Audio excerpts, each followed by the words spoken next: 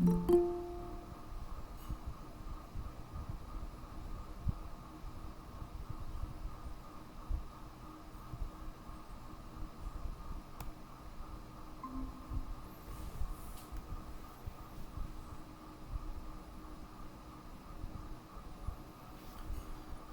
Evening മാം. നമ്മൾ ഉടനെ തന്നെ സ്റ്റാർട്ട് ചെയ്യുന്നതായിരിക്കും.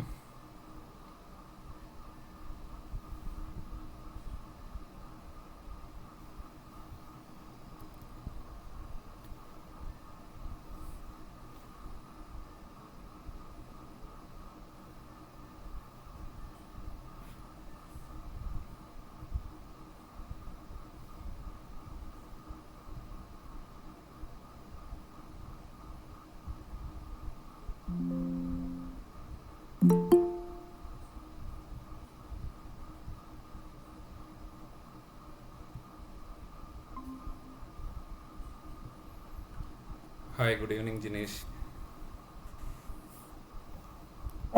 Hi, doctor. Good evening. നമ്മുടെ ഹോസ്റ്റ് ആൾ ജോയിൻ ചെയ്തിട്ടില്ല. അതൊരു 5 മിനിറ്റ്സിൽ ജോയിൻ ചെയ്യും. ഡ്യൂട്ടി ജസ്റ്റ് കഴിഞ്ഞതേ ഉള്ളൂ, അതുകൊണ്ടാണ്.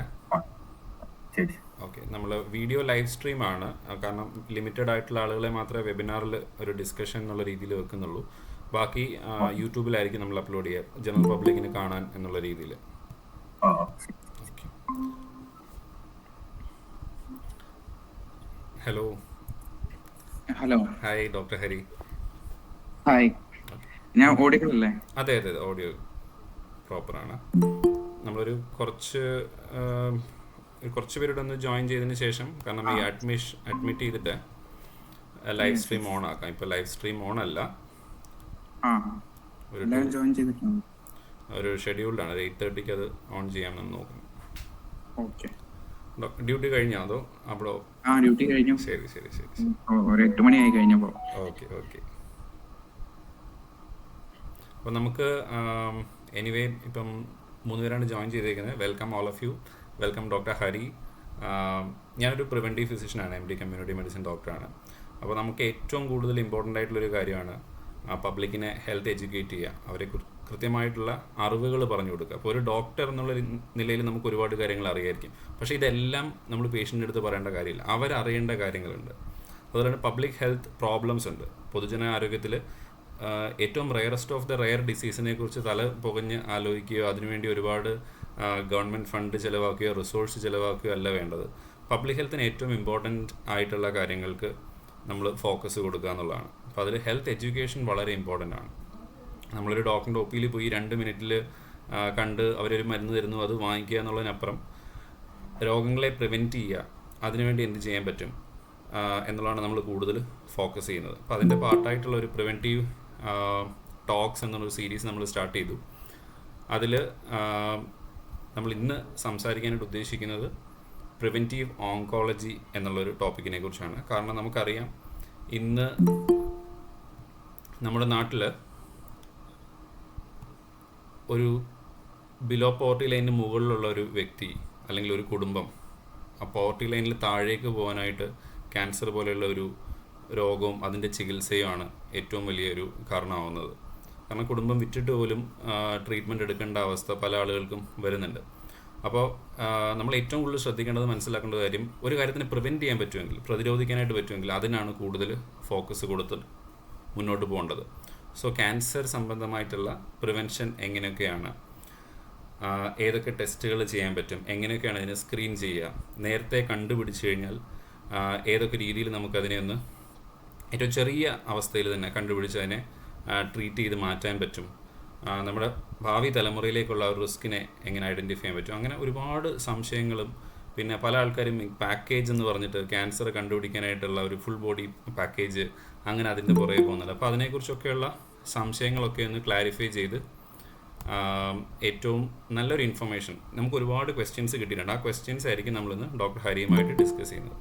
അപ്പോൾ once again I am welcoming doctor Hari.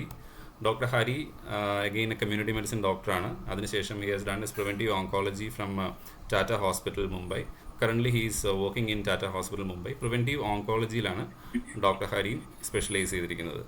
Welcome to preventive health talks doctor Hari Madhav. Thank you. ഇങ്ങനൊരു സദസ്സ് നടക്കുന്നുണ്ടെന്ന് അറിഞ്ഞതിൽ തന്നെ വലിയ സന്തോഷം. കാരണം ക്യാൻസർ മാത്രമല്ല, മൊത്തത്തിൽ ഹെൽത്ത് ഫീൽഡിലുള്ള ഏറ്റവും വലിയ പ്രശ്നം എന്ന് പറയുന്നത് ലാക്ക് ഓഫ് അവയർനെസ്. അതായത് ആൾക്കാർക്ക് കൃത്യമായ വിവരം കിട്ടാത്തതാണ് ഏറ്റവും വലിയ പ്രശ്നം. ഇപ്പോ പ്രത്യേകിച്ച് സോഷ്യൽ മീഡിയ ഇങ്ങനെ കൂടുതലായിട്ട് ആൾക്കാർ യൂസ് ചെയ്യുന്ന ഈ സമയത്ത് കറക്റ്റായ ഇൻഫോർമേഷൻ ഏതാണ്, എവിടെ കിട്ടുമെന്ന് ആൾക്കാർക്ക് പ്രോപ്പറായിട്ട് ഗൈഡൻസ് കിട്ടാത്തതുകൊണ്ടുള്ള ഒരുപാട് പ്രശ്നങ്ങൾ ആക്ച്വലി സംഭവിക്കുന്നുണ്ട്. അപ്പോൾ ഇങ്ങനത്തെ ഇനീഷ്യേറ്റീവ്സ് ആക്ച്വലി വളരെ നല്ലതാണെന്നാണ് എനിക്ക് ഫീൽ ചെയ്തത്. ഡോക്ടർ ഹരി, ഒരു 2 മിനിറ്റ് കൂടെ ഒന്ന് വെയിറ്റ് ആണ്. നമ്മുടെ ബാക്ക് എൻഡ് ടീം ഇതിനെ ഒന്ന് ലൈവ് സ്ട്രീം ഒന്ന് റെഡി ആക്കിക്കൊണ്ടിരിക്കുകയാണ്. അപ്പോൾ അതുകൂടെ ആകുമ്പോൾ നമുക്ക് ഡിസ്കഷൻസ് പ്രോപ്പറായിട്ട് പോവായിരുന്നു. ഓക്കെ, ഇപ്പോൾ ജോയിൻ ചെയ്തവർക്ക് എന്തെങ്കിലും ഈ സമയത്ത് ഒരു 2 മിനിറ്റ്സിൽ if you want to talk something, എന്തെങ്കിലും ക്വയറീസ് ഉണ്ടെങ്കിൽ ചോദിക്കാം. ഒരു കാര്യം പറയുകയാണ്, ഇതൊരു കൺസൾട്ടേഷൻ അല്ല. നമ്മുടെ ഒരു അസുഖം പറഞ്ഞ് അതിനൊരു ട്രീറ്റ്മെൻറ്റ് എടുക്കുന്ന ഒരു കൺസൾട്ടേഷൻ അല്ല. ജനറൽ പബ്ലിക്കിന് അറിയേണ്ട ഒരു ഹെൽത്ത് എഡ്യൂക്കേഷൻ പോർട്ടലാണ്. അതുകൊണ്ട് തന്നെ നമ്മൾ ഇതിനകത്ത് കൺസൾട്ടേഷനോ ഒരു അഭിപ്രായം പറയുമോ, ഇങ്ങനൊരു റിപ്പോർട്ട് കാണിച്ചിട്ട് ഇതിന് എന്ത് ചെയ്യണം എന്നുള്ളൊരു അഭിപ്രായമല്ല നമ്മളിതിൽ ഉദ്ദേശിക്കുന്നത്. ജനറൽ അവയർനെസ് ആണ് മെയിനായിട്ട് ഉദ്ദേശിക്കുന്നത്. പിന്നെ നിങ്ങൾക്ക് സംശയം ഉണ്ടെങ്കിൽ അത് ചോദിക്കാം. നമ്മളെ കൊണ്ട് പറ്റുന്ന രീതിയിൽ അത് എത്തിക്കൽ കാര്യങ്ങളൊക്കെ ഉണ്ട്. ഒരു കോൺഫറൻസ് നടക്കുമ്പം ആ ഒരു ബൗണ്ടറിക്കുള്ളിലായിട്ട് നമുക്കത് ക്ലാരിഫൈ ചെയ്യാവുന്നതാണ്.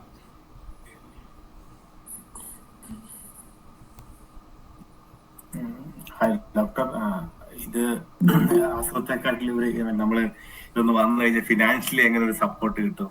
ഇപ്പം ഞാനിപ്പോ ഉദാഹരണം ഒരു LIC ഇത് കണ്ടാണ്, നിങ്ങൾ അടച്ചു കഴിഞ്ഞാൽ ക്യാൻസർ ഉണ്ടെങ്കിൽ നിങ്ങൾക്ക് അതിനുള്ള എത്ര പൈസ കിട്ടും? അപ്പം അതും കൂടെ ഒക്കെ നിങ്ങളുടെ അറിവിലുണ്ടെന്ന് ശരി നല്ലായിരുന്നു. ഫിനാൻഷ്യലി എങ്ങനെ നമുക്ക്? തീർച്ചയായിട്ടും നമ്മൾ ഹെൽത്ത് എന്ന് പറയുമ്പോൾ ഹെൽത്തിനെ ഞങ്ങൾ ഡിഫൈൻ ചെയ്യുന്ന health is A state of mental, physical, social wellbeing along with economic wellbeing. അത് നമ്മൾ പറയുന്നത്. അപ്പം തീർച്ചയായിട്ടും ആ ഫിനാൻഷ്യൽ പോയിന്റിലും വിൽ ബി ഡിസ്കസിങ്. ആൻഡ് ഇന്നത്തെ ഒരു സെഷനിൽ കംപ്ലീറ്റ് ആക്കാൻ പറ്റിയെങ്കിൽ will be having more sessions. അതിൽ ആ ഏരിയയിൽ ഇപ്പോൾ ഇൻഷുറൻസ് സെക്ടറിലെ ഒരു സ്റ്റേക്ക് ഹോൾഡേഴ്സ്, എക്സ്പേർട്ടേഴ്സിനെ കൊണ്ടുവന്ന് ഒരു മീറ്റിംഗ് നടത്തണമെങ്കിൽ തീർച്ചയായിട്ടും അതുപോലും നമുക്ക് ചെയ്യാവുന്നതാണ്.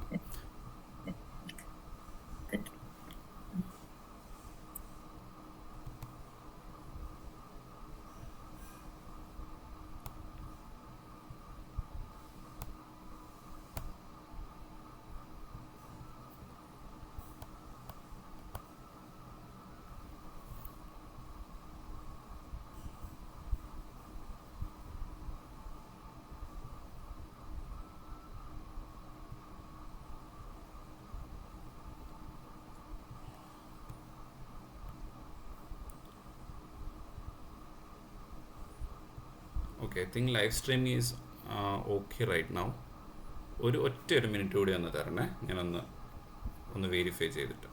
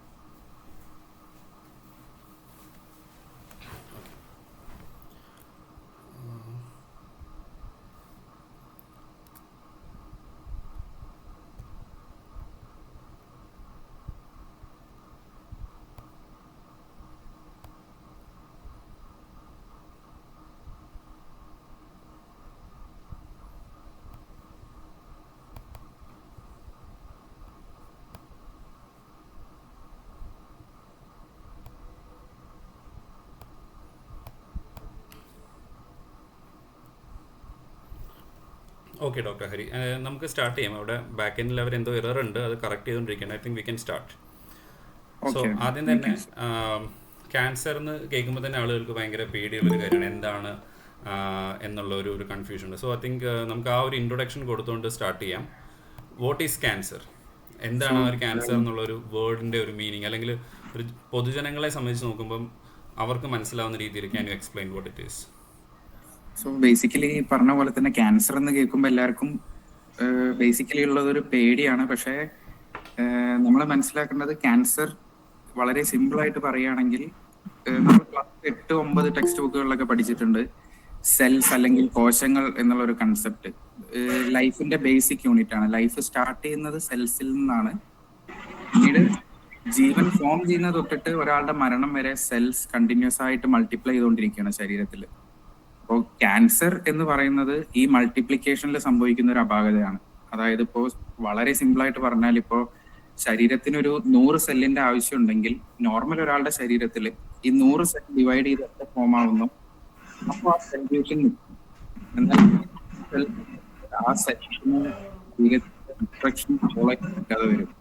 അത് ഇറഗുലർ ആൻഡ് അൺകൺട്രോൾഡ് മൾട്ടിപ്ലിക്കേഷൻ ആയിരിക്കും. അതായത് നമ്മുടെ ശരീരത്തിന് വേണ്ട പോലെയല്ല, ആ സെൽസ് കണ്ടിന്യൂസ് ആയി മൾട്ടിപ്ലൈ ചെയ്തുകൊണ്ടേയിരിക്കും. അതാണ് ബേസിക്കലി ക്യാൻസർ. അപ്പോൾ എവിടെയൊക്കെ സെൽസ് ഉണ്ടോ, എവിടെയൊക്കെ സെൽ മൾട്ടിപ്ലിക്കേഷൻ നടക്കുന്നുണ്ടോ, അവിടെ എല്ലാം ക്യാൻസർ സംഭവിക്കാം. സിമ്പിൾ ടേംസിൽ ക്യാൻസർ എന്ന് പറഞ്ഞാൽ നമുക്ക് ഇങ്ങനെ ഡിഫൈൻ ചെയ്യാൻ പറ്റും. ഓക്കെ. അപ്പോൾ സാധാരണമായിട്ടുള്ള ഒരു സെൽ ഗ്രോത്തിനെക്കാട്ടിലും ഭയങ്കര സ്പീഡിൽ അല്ലെങ്കിൽ ഒരു പ്രോളിഫറേഷൻ ഒരുപാട് സ്പീഡിൽ പോകുന്ന ഒരു ടൈപ്പാണ്. Irregular and uncontrolled. അതായത് നമുക്ക് ആവശ്യമുള്ളതിൽ കൂടുതൽ, അതായത് എവിടെ നിൽക്കണമോ അവിടെ നിൽക്കാതെ സെൽസ് കണ്ടിന്യൂസ് ആയിട്ട് മൾട്ടിപ്ലൈ ചെയ്യുന്ന ഒരു സിറ്റുവേഷൻ. ഓക്കെ. സോ നമുക്കിപ്പം ഞാൻ ആദ്യം പറഞ്ഞു, നമ്മൾ റെയർ ആയിട്ടുള്ള ഒരു ക്യാൻസറിൻ്റെ പുറകെയോ ആർക്കും കണ്ടുപിടിക്കാൻ പറ്റാത്തതിൻ്റെ പുറകെയോ പോയിട്ട് കാര്യമില്ല. പബ്ലിക് ഹെൽത്ത്, പൊതുജനങ്ങൾക്ക് ഏറ്റവും കൂടുതൽ പ്രശ്നം വരുന്ന കാര്യങ്ങളെ കണ്ടുപിടിക്കുക, അതിനെ ട്രീറ്റ് ചെയ്യുക, അല്ലെങ്കിൽ അതിനെ എങ്ങനെ നമ്മൾ മോഡിഫൈ ചെയ്യാൻ പറ്റും എന്നുള്ളതാണ് ഏറ്റവും ഇമ്പോർട്ടൻ്റ് ആയിട്ടുള്ള കാര്യം. അപ്പോൾ അതിൽ ഇന്ത്യയിൽ ഇപ്പോൾ നോക്കുകയാണെങ്കിൽ ഏറ്റവും പ്രിവലൻ്റ് ആയിട്ടുള്ള ക്യാൻസേഴ്സ് ഏതൊക്കെയാണ്? ഇപ്പോൾ ഇറസ്പെക്റ്റീവ് ഓഫ് ജെൻഡർ, പുരുഷന്മാരോ സ്ത്രീകളോ എന്നുള്ള ഡിഫറൻസിയേഷൻ ഇല്ലാതെ നോക്കുകയാണെങ്കിൽ ഇന്ത്യയിൽ ഏറ്റവും കൂടുതൽ പ്രിവലൻ്റ് ആയിട്ടുള്ള ക്യാൻസേഴ്സ് ഏതൊക്കെയാണ്? അപ്പോൾ ഇന്ത്യയിൽ ഏകദേശം ഒരു വർഷം 14.5 ലക്ഷം ക്യാൻസർ കേസുകളാണ് റിപ്പോർട്ട് ചെയ്യുന്നത്. അതിൽ തന്നെ ഒരു ഓൾമോസ്റ്റ് 9 lakhs അബൌട്ട് ഡെത്ത്സും സംഭവിക്കുന്നുണ്ട്. അപ്പോൾ ഇതില് ഈ നമ്പേഴ്സിൽ നമ്മൾ നോക്കിക്കഴിഞ്ഞാൽ ഇന്ത്യയിൽ ഏറ്റവും കോമൺ ക്യാൻസർ എന്ന് പറയുന്നത് ബ്രസ്റ്റ് ക്യാൻസർ തന്നെയാണ്. അത് വർഷങ്ങളായിട്ട് അങ്ങനെയാണ്. ആ ട്രെൻഡിലൊരു മാറ്റം സംഭവിച്ചിട്ടുള്ള ഏറ്റവും കോമൺ ക്യാൻസർ ബ്രസ്റ്റ് ക്യാൻസർ, സ്ത്രീകളിൽ ഉണ്ടാകുന്ന സ്തനാർബുദം തന്നെയാണ്. ഒരു വർഷം ഏകദേശം 2 ലക്ഷത്തോളം കേസുകളാണ് സ്തനാർബുദത്തിൻ്റെതായിട്ട് റിപ്പോർട്ട് ചെയ്യുന്നത്. പിന്നെ സെക്കൻഡ് പൊസിഷനിൽ വരുന്നത് ലിപ് ഓറൽ ക്യാവിറ്റി ക്യാൻസർ, അതായത് ഈ വായിലൊക്കെ വരുന്ന ക്യാൻസർ. നമ്മൾ സിനിമയ്ക്ക് മുമ്പ് കാണില്ലേ ആ പരസ്യം, അത് ടൊബാക്കോ യൂസ് ചെയ്യുന്നതുകൊണ്ട് വരുന്ന ലിപ് ഓറൽ ക്യാവിറ്റി ക്യാൻസർ ആണ് രണ്ടാമത്തെ മോസ്റ്റ് കോമൺ. അത് തന്നെ മെയിൽസിൽ, പുരുഷന്മാരിൽ ഏറ്റവും കൂടുതൽ കാണുന്ന ക്യാൻസർ ആണ് ലിപ് ഓറൽ ക്യാവിറ്റി ക്യാൻസർ എന്ന് പറയുന്നത്. മൂന്നാമത്തെ ക്യാൻസർ സ്ത്രീകളിൽ കണ്ടുവരുന്ന സെർവിക്കൽ ക്യാൻസർ എന്ന് പറയുന്ന ക്യാൻസർ ആണ്. പിന്നെ ലങ് ക്യാൻസറും ഈസോഫാജിയൽ ക്യാൻസറും ആണ് 4ഉം 5ഉം പൊസിഷനിലുള്ളത്. അപ്പോൾ ഈസോഫാഗസ് എന്ന് പറയുമ്പോൾ ഫുഡ് പൈപ്പ് എന്ന് പറയാം. നമ്മുടെ വായയും വയറിനെയും കണക്ട് ചെയ്യുന്ന ഫുഡ് പോകുന്ന പാത്തിൽ സംഭവിക്കുന്ന ക്യാൻസർ. ഈ 5 ക്യാൻസർ ആണ് ഇന്ത്യയിൽ ഏറ്റവും കോമൺ ആയിട്ട് കാണുന്ന ക്യാൻസർ. അപ്പോൾ ഇതില് ഡോക്ടർ അരുൺ പറഞ്ഞ പോലെ ഒരു പ്രത്യേകത എന്താന്ന് വെച്ച് കഴിഞ്ഞാൽ, ഇന്ത്യയിൽ സംഭവിക്കുന്ന 14.5 ലക്ഷം ക്യാൻസർ കേസിൽ അറൌണ്ട് 50% ക്യാൻസർ ഈ 5 ക്യാൻസറിൽ നിന്നാണ്. അറൌണ്ട് 50% കേസുകൾ സംഭവിക്കുന്നത് ഈ 5 ക്യാൻസർ കൊണ്ട് മാത്രമാണ്. അപ്പോൾ എല്ലാ ക്യാൻസറിനെ പറ്റിയും വ്യാകുലപ്പെടാതെ ഏറ്റവും കോമൺ ആയിട്ടുള്ള ക്യാൻസറിനെതിരെ എന്ത് ചെയ്യാം എന്നുള്ളത് തന്നെയാണ് ആക്ച്വലി നമ്മൾ ചിന്തിക്കേണ്ടത്. ഓക്കെ. അപ്പം ഇപ്പൊ ഈ പറഞ്ഞതിനകത്തിൽ മെജോറിറ്റിയും നമുക്ക് പ്രിവെന്റ് ചെയ്യാൻ പറ്റുന്നതാണ്, അല്ലെങ്കിൽ ക്യാൻസർ വരുന്നതിനെ തടയാനോ നേരത്തെ കണ്ടുപിടിക്കാനോ പറ്റുന്നതാണ്. അതാണ് ഇന്ത്യയിൽ സംഭവിച്ചുകൊണ്ടിരിക്കുന്ന ക്യാൻസറുകളുടെ പ്രത്യേകത. അതാണ് എന്ന് വെച്ചാല് ഈ ക്യാൻസറുകളെല്ലാം ഇപ്പോ സിഗരറ്റ് യൂസ്, അല്ലെങ്കിൽ ടൊബാക്കോ യൂസ്, ആൽക്കഹോളിന്റെ യൂസ്, അങ്ങനെ നമ്മളാൽ പ്രിവെന്റ് ചെയ്യാൻ കഴിയാവുന്ന ക്യാൻസറുകളാണ് ഇന്ത്യയിൽ സംഭവിച്ചുകൊണ്ടിരിക്കുന്ന മേജോറിറ്റി ക്യാൻസേഴ്സ്. ഇന്ത്യൻ ഗവൺമെന്റ് പറയുന്നത് 50% ക്യാൻസേഴ്സും ഇന്ത്യയിൽ പ്രിവെന്റ് ചെയ്യാൻ പറ്റും എന്നാണ്. 50%. ഓക്കെ, അതൊരു വലിയ നമ്പറാണ്. ഇപ്പം ഡോക്ടർ പറഞ്ഞ 2 ലക്ഷത്തിന്റെ കണക്കാണെന്നുണ്ടെങ്കിൽ ഏകദേശം 1 ലക്ഷത്തോളം നമുക്ക് പ്രിവെന്റ് ചെയ്യാൻ പറ്റുന്ന ക്യാൻസേഴ്സ് ആണ് ഇന്ത്യയിൽ. അത് ബാക്കി രാജ്യങ്ങളിൽ ഇത്ര ഇല്ല, പക്ഷെ ഇന്ത്യയിൽ ഈ കോമൺ ക്യാൻസേഴ്സ് എല്ലാം പ്രിവെന്റ് ചെയ്യാൻ പറ്റുന്നതാണ്. ഓക്കെ, നമുക്ക് ഓരോ ഈ ക്യാൻസറിൻ്റെതും പ്രിവെൻഷൻ എങ്ങനെയാണ് ചെയ്യുന്നത് എന്ന് സംസാരിക്കാം. അതിന് മുമ്പായിട്ട് നമുക്ക് കിട്ടിയ ഒരു ജനറൽ ക്വസ്റ്റ്യൻ ആയിരുന്നു, പണ്ടത്തെ കാലത്തെ അപേക്ഷിച്ച് നോക്കുമ്പോൾ ഇപ്പോൾ ക്യാൻസറുകൾ ഒരുപാട് കൂടി വരുന്നു. അത് നമ്മൾ കൂടുതൽ ഡിറ്റക്ട് ചെയ്യുന്നു, പരിശോധിച്ച് കണ്ടുപിടിക്കുന്നു എന്നുള്ളതുകൊണ്ടാണോ, അതോ അതിൻ്റെ ഒരു ഓവറോൾ ക്യാൻസറിന്റെ പ്രിവലൻസ് ഇപ്പോൾ കൂടുകയാണ്? What exactly is happening? ക്യാൻസറിന്റെ പ്രിവലൻസ് കൂടുക തന്നെയാണ്. നമ്മൾ ഡിറ്റക്ട് ചെയ്യുന്നുണ്ട്, ഹെൽത്ത് സിസ്റ്റം കൂടുതൽ സ്ട്രോങ് ആവുന്നുണ്ട്, ആൾക്കാർക്ക് ബെറ്റർ ബോധമുണ്ട്, അപ്പൊ കൂടുതൽ ആൾക്കാർ ടെസ്റ്റിന് വരുന്നുണ്ട്. പക്ഷെ അതൊക്കെ ശരിയാണെങ്കിലും the fact is number of cancer cases increase ചെയ്യാണ്. ഇപ്പോൾ ലോകാരോഗ്യ സംഘടന പറയുന്നത് 2022 കണക്ക് പ്രകാരം 2 കോടി ക്യാൻസർ കേസസ് ആണ് എല്ലായിടത്തുമായിട്ട് റിപ്പോർട്ട് ചെയ്തിട്ടുള്ളത്. ബൈ 2050 ഇത് 3.5 കോടി ആവാൻ പോവാണ്. അതായത് ഏകദേശം 150% ഇൻക്രീസ് ആണ് അവർ എക്സ്പെക്ട് ചെയ്യുന്നത്. ഇപ്പോഴത്തെ ഒരു റേറ്റിൽ തന്നെ ലോകത്ത് 5-ൽ ഒരാൾക്ക് മരിക്കുന്നതിന് മുമ്പ് ക്യാൻസർ വരുമെന്നാണ് പറയപ്പെടുന്നത്. അപ്പൊ ഇനി അതൊരു 150% ഇൻക്രീസ് എന്ന് പറഞ്ഞു കഴിഞ്ഞാൽ ആ നമ്പർ എങ്ങോട്ടാണ് പോകുന്നതെന്ന് ശരിക്കും ഭയപ്പെടുത്തുന്ന ഒരു കണക്കാണ് നമുക്ക് മുമ്പിലുള്ളത്.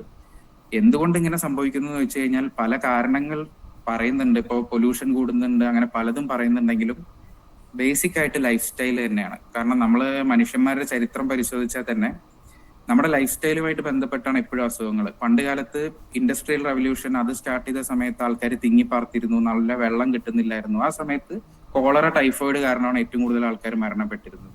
ഇപ്പൊ ലൈഫ് സ്റ്റൈൽ മാറി, ഫിസിക്കൽ ആക്ടിവിറ്റി കൂടി, ഒബീസിറ്റി കൂടുകയാണ്, ആൽക്കഹോൾ, ടൊബാക്കോ യൂസ് കൂടുകയാണ്. അങ്ങനെ ലൈഫ് സ്റ്റൈലിൽ വന്ന ഈ മാറ്റം കൊണ്ട് ഇപ്പൊ നോൺ കമ്മ്യൂണിക്കബിൾ ഡിസീസസ് എന്ന് പറയുന്ന cholesterol, BP, heart attacks, cancer, ഇതൊക്കെയാണ് ഇന്ന് ഏറ്റവും കൂടുതൽ ഡെത്ത്സ് ഉണ്ടാക്കുന്നത്.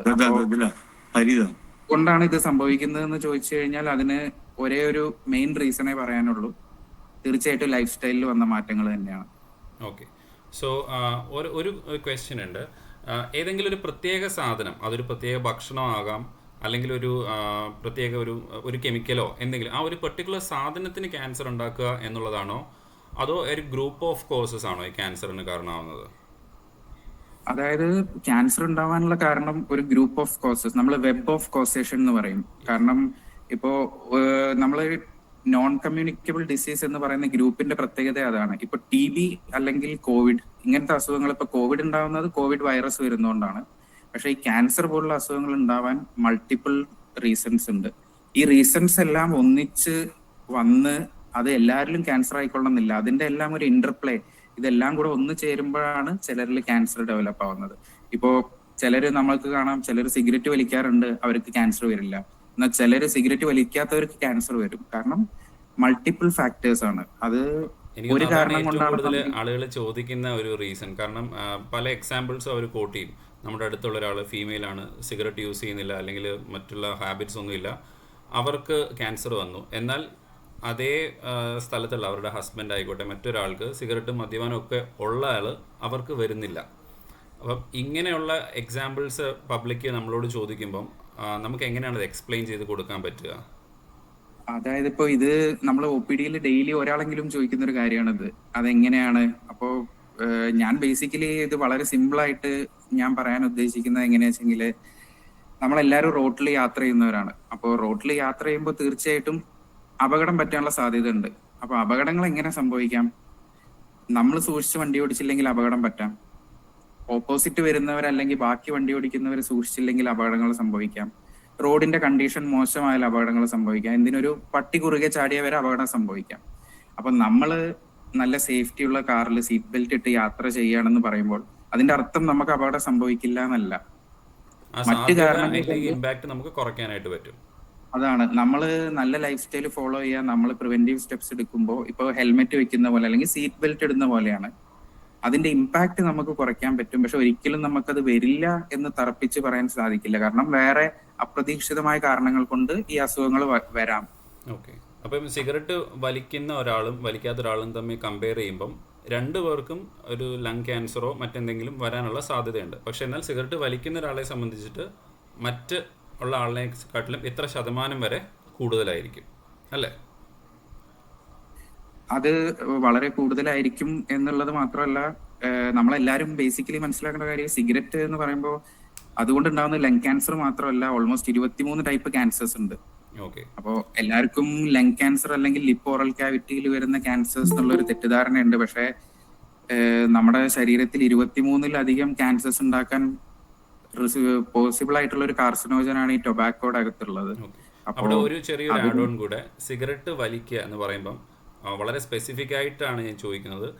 നമുക്കിപ്പോൾ ആളുകൾ ബീഡി വലിക്കുന്ന ആളുകളുണ്ട്, അല്ലാതെയുള്ള സിഗരറ്റ്, ഫിൽറ്റർ സിഗരറ്റ്, പിന്നെ ചവയ്ക്കുന്ന ആളുകളുണ്ട്. പുക ഉള്ളതല്ല, അല്ലാതല്ല ചവയ്ക്കുക, അല്ലെ തമ്പാക്ക് പോലുള്ള സാധനങ്ങൾ വെക്കുക. അപ്പം ഇതിനെ കംപ്ലീറ്റ് നമുക്ക് ഈ ഒരു ക്യാൻസറിന്റെ കാരണമായിട്ട് പറയാനായിട്ട് സാധിക്കുമോ? അത് നമ്മൾ ഉപയോഗിക്കുന്ന ഏത് ടൈപ്പ് ഓഫ് ടൊബാക്കോ ആണ് യൂസ് ചെയ്യുന്നതിനനുസരിച്ചിരിക്കും. ഇപ്പൊ സിഗരറ്റ് വലിക്കുന്നവർക്ക് കൂടുതലായിട്ട് കാണുന്നത് ലങ്ങിലെ ക്യാൻസർ ആണ്. ഓക്കെ. എന്നാൽ ഈ ഹാൻഡ് പാൻപരാഗ് പോലെ വായിൽ വെക്കുന്ന ടൈപ്പ് ടൊബാക്കോ യൂസ് ചെയ്യുന്നവർക്കാണ് വായിലുള്ള ക്യാൻസർ കാണുന്നത്. ശരി. പിന്നെ ഇതിന് പുറമെ എത്ര മണിക്കൂർ യൂസ് ചെയ്യുന്നു, ഇപ്പൊ ഒരു സിഗരറ്റ് വലിക്കുന്ന ആൾക്കുള്ള റിസ്ക് അല്ല ഡെയിലി ഒരു പാക്കറ്റ് സിഗരറ്റ് വലിക്കുന്ന ആൾക്കുള്ളത്. ഓക്കെ. പിന്നെ ഡെയിലി ഒരു പാക്കറ്റ് തമ്പാക്കു യൂസ് ചെയ്യുന്ന ആൾക്കുള്ളതല്ല. പിന്നെ അതോടൊപ്പം തന്നെ ഇപ്പൊ ഈ തമ്പാക്കു ഉപയോഗിക്കുന്നതിൽ ഒരു പ്രത്യേകത എന്ന് പറഞ്ഞാൽ ചിലർ കുറച്ച് സമയം വെക്കും, അത് അപ്പൊ തന്നെ കളയും. ചിലരത് പ്രൊലോങ്ഡ് യൂസ് ആണ്. എസ്പെഷ്യലി ഇപ്പൊ നോർത്തിലൊക്കെ നമ്മൾ ടാക്സി ഡ്രൈവേഴ്സ് അല്ലെങ്കിൽ മാനുവൽ ലേബറേഴ്സ് ഒക്കെ ഡ്യൂട്ടി ടൈം മുഴുവൻ അവരെ എനർജി മെയിൻറ്റെയിൻ ചെയ്യാൻ എന്നൊക്കെ പറഞ്ഞിട്ട് ഇത് കണ്ടിന്യൂസ് ആയിട്ട് യൂസ് ചെയ്യുന്നവരാണ്. ഓക്കെ. ഇപ്പൊ പ്രൊലോങ്ഡ് യൂസ് ഇതിന്റെ ഡ്യൂറേഷൻ എല്ലാം എഫക്ട് ചെയ്യും ഇതിനെ. ഓക്കെ. അപ്പോൾ നമുക്ക് ഓറൽ ക്യാൻസറിനെ തന്നെ എടുക്കാം. അത് വളരെ വലിയൊരു ആളുകളിൽ ഉണ്ടാവുന്ന ഒരു ക്യാൻസറാണ്. അപ്പോൾ ഈ വായിലുണ്ടാവുന്ന ക്യാൻസർ, ഇപ്പോൾ സിഗരറ്റിൻ്റെ അല്ലെങ്കിൽ ടൊബാക്കോ പ്രോഡക്ട്സ് എന്തെങ്കിലും യൂസ് ചെയ്യുന്ന ഒരാൾ, അവരെ എങ്ങനെയാണ് നമുക്ക് സ്ക്രീൻ ചെയ്യാൻ പറ്റുക? ഓറൽ ക്യാൻസർ അവർക്കൊരു വലിയ വേദനയോ മുഴയോ വന്ന് ആശുപത്രിയിൽ വരുന്ന ആ അവസ്ഥ വരെ വെച്ചുകൊണ്ടിരിക്കാതെ ആ സിഗരറ്റ് വലിക്കുന്ന ഒരാൾ ഒരു ഡോക്ടർ എന്നുള്ള നിലയിലും അല്ലെങ്കിൽ സ്വന്തമായിട്ട് ഒരു പേഷ്യൻറ്റിൻ്റെ സ്വന്തമായിട്ടൊരു സ്ക്രീനിങ് എന്നുള്ള രീതിയിലും എങ്ങനെ അല്ലെങ്കിൽ എന്ത് ചെയ്യാനായിട്ടാണ് പറ്റുന്നത്? ബേസിക്കലി ഏറ്റവും സിമ്പിൾ ആയിട്ട് നമുക്ക് സ്ക്രീൻ ചെയ്യാൻ പറ്റുന്ന ഒരു ഓർഗനാണ് ഈ ലിപ്പ് ഓറൽ ക്യാവിറ്റി അല്ലെങ്കിൽ വായിലെ ക്യാൻസർ എന്ന് പറയുന്നത്. കാരണം നമുക്ക് തന്നെ മുഴുവനായിട്ട് കാണാൻ പറ്റുന്ന ഒരു ഏരിയ ആണ് ഈ ലിപ്പ് ഓറൽ ക്യാവിറ്റി എന്ന് പറയുന്നത്. അപ്പോ ഇതിന്റെ ടെസ്റ്റ് എന്ന് പറയുന്നത് ഓറൽ വിഷ്വൽ എക്സാമിനേഷൻ എന്ന് പറഞ്ഞ വളരെ സിമ്പിൾ ആയിട്ടുള്ള ഒരു ടെസ്റ്റ് ആണ്. നമ്മൾ ഒരു 8 സ്റ്റെപ്പ് പ്രൊസീജിയർ ആണ്. യാതൊരു എക്യുപ്മെന്റ്സിന്റെ ആവശ്യമില്ല. ഒരു ഐസ്ക്രീം സ്റ്റിക്കും ഒരു ടോർച്ചും ഉണ്ടെങ്കിൽ ആർക്കും സ്വയം നോക്കാവുന്നതേ ഉള്ളൂ. സ്വന്തമായിട്ട് ഗൈഡ് ലൈൻസ് പ്രകാരം എല്ലാവരും സ്വന്തമായിട്ട് മാസത്തിൽ ഒരിക്കൽ ഇത് വീട്ടിൽ തന്നെ ചെയ്യണം എന്നാണ്. 2 വർഷത്തിൽ ഒരിക്കൽ ഹോസ്പിറ്റലിൽ പോയിട്ട് ഡോക്ടറെ അടുത്തുനിന്ന് ഇത് ചെയ്യണം. അത് ഏത് പ്രായം മുതൽ അങ്ങനെ എന്തെങ്കിലും ഉണ്ടോ? 30 വയസ്സ് മുതൽ 65 വയസ്സ് വരെയുള്ള എല്ലാവരും ഇന്ത്യയിൽ ഈ ടെസ്റ്റ് ചെയ്യണം എന്നുള്ളതാണ് നിയമം. സ്വന്തമായിട്ട് ചെയ്യുന്നവര് എന്ന് വെച്ച് കഴിഞ്ഞാൽ നമ്മൾ ബേസിക്കലി മനസ്സിലാക്കേണ്ടത് ഈ സ്വന്തമായിട്ട് ക്യാൻസർ സ്ക്രീനിങ് ചെയ്യാന്ന് പറഞ്ഞു കഴിഞ്ഞാൽ അതൊരിക്കലും ഡോക്ടർ ചെയ്യുന്ന ടെസ്റ്റിനോ അല്ലെങ്കിൽ ബാക്കി ടെസ്റ്റിനോ ഉള്ള ഒരു പരിഹാരമല്ല. മറിച്ച് നമ്മൾ നോർമലായിട്ട് എങ്ങനെയാണെന്ന് തിരിച്ചറിയുന്നതിലൂടെ എന്തെങ്കിലും പ്രശ്നം ഉണ്ടെങ്കിൽ നമുക്ക് പെട്ടെന്ന് ഡോക്ടറെ അടുത്തേക്ക് ചെല്ലാനുള്ളൊരു എളുപ്പമാർഗമായിട്ടാണ് നമ്മൾ ഈ സ്വയം ടെസ്റ്റിങ്ങിനെ കാണേണ്ടത്. അപ്പോ ഈ അതില് എന്ന് പറയുമ്പോ ഇപ്പോ നമ്മളൊരു വെബിനാറിലൂടെ അത് എക്സ്പ്ലെയിൻ ചെയ്യാൻ ബുദ്ധിമുട്ടാണ്. യൂട്യൂബിലും അല്ലാതെയും വീഡിയോസ് ഉണ്ട്. എക്സാമിൻ ചെയ്താൽ നമുക്ക് ഈസി ആയിട്ട് കാണാൻ പറ്റും എന്തെങ്കിലും മാറ്റം ഉണ്ടെങ്കിൽ. ചിലർക്ക് നോക്കേണ്ടത് എന്താണ്? ആ ഒരു ഓറൽ എക്സാമിനേഷനിൽ നമ്മൾ നോക്കുന്ന കാര്യങ്ങൾ എന്താണ്?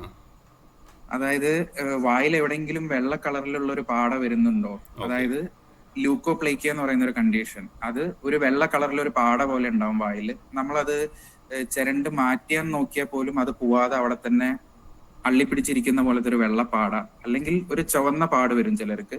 അതും ഇതുപോലെ, ഇതിനൊന്നും പ്രത്യേകിച്ച് നമുക്ക് വേദനയോ ബുദ്ധിമുട്ടുകളോ ഉണ്ടാവില്ല. ഒരു വെള്ളപ്പാട് അല്ലെങ്കിൽ ഒരു ചുവന്ന പാച്ച് പോലെ ഉണ്ടാവുള്ളൂ. അപ്പോൾ അതിനാണ് ഇത് നോക്കണം എന്ന് പറയുന്നത്. ഇപ്പൊ വേദന ഉണ്ടെങ്കിൽ നമ്മൾ ചെക്ക് ചെയ്യും, അല്ലെങ്കിൽ നമുക്കത് ഫീൽ ചെയ്യാം. വേദന ഇല്ലാത്തതുകൊണ്ട് തന്നെ നമ്മൾ സ്വന്തമായിട്ട് ഇത് നോക്കുക എന്നുള്ളത് വളരെ പ്രധാനമാണ്. പിന്നെ ഏറ്റവും കോമൺ ആയിട്ട് കാണുന്ന മറ്റൊരു കാര്യം എന്ന് പറയുന്നത് വാ തുറക്കാനുള്ള ബുദ്ധിമുട്ടുകളാണ്. അതായത് കുറച്ചു കാലം ടൊബാക്കോ യൂസ് ചെയ്യുമ്പോൾ നമ്മുടെ കവിളിന്റെ 2 സൈഡിലും ഫൈബ്രോസിസ് വരും. അതായത് കൂടുതൽ ഫൈബ്രസ് ബാൻഡ്സ്, റബ്ബർ ബാൻഡ് പോലെ ബാൻഡുകൾ ഫോം ചെയ്തിട്ട് നോർമലി ഒരാൾക്ക് വാ തുറക്കാൻ പറ്റുന്നത്ര വാ തുറക്കാൻ പറ്റാത്തൊരു സിറ്റുവേഷൻ വരും. അപ്പോൾ ഈ ഒരു സിറ്റുവേഷൻ വന്നു കഴിഞ്ഞാലാണ് കൂടുതൽ ആളുകളും നമ്മളുടെ അടുത്തേക്ക് എത്തുന്നത്. അപ്പൊ ഈ അവസ്ഥകളിലൊക്കെ നമ്മൾ ഒന്നിച്ച് പറയുന്നത് പ്രീ ക്യാൻസറസ് കണ്ടീഷൻസ് എന്നാണ്. ആൻഡ് ഇതിന്റെ പ്രത്യേകത എന്ന് പറയുന്നത് ഈ അവസ്ഥയിൽ നിങ്ങൾ ഡോക്ടറെ അടുത്ത് വരികയാണെങ്കിൽ മിക്കവാറും ട്രീറ്റ് ചെയ്ത് നമുക്ക് നോർമലിലേക്ക് തിരിച്ചു കൊണ്ടുവരാൻ സാധിക്കും. ഓക്കെ. അപ്പൊ ഈ ഒരു വെള്ളപ്പാട് അല്ലെങ്കിൽ ചുവന്ന പാട് എന്ന് പറഞ്ഞാൽ അതൊരു ക്യാൻസർ അല്ല, ക്യാൻസറിന് മുമ്പുള്ള ഒരു അവസ്ഥ എന്ന് വേണം പറയാം അല്ലേ? അത് പ്രീ ക്യാൻസറസ് കണ്ടീഷനാണ്. അതായത് നോർമലിൽ നിന്ന് മാറി പക്ഷെ ക്യാൻസറിലോട്ട് എത്തിയിട്ടില്ല. ഈ സമയത്ത് നമ്മൾ ഇന്റർവീൻ ചെയ്യുകയാണെങ്കിൽ നമുക്ക് തിരിച്ച് നോർമൽ സൈഡിലോട്ട് കൊണ്ടുവരാൻ സാധിക്കും.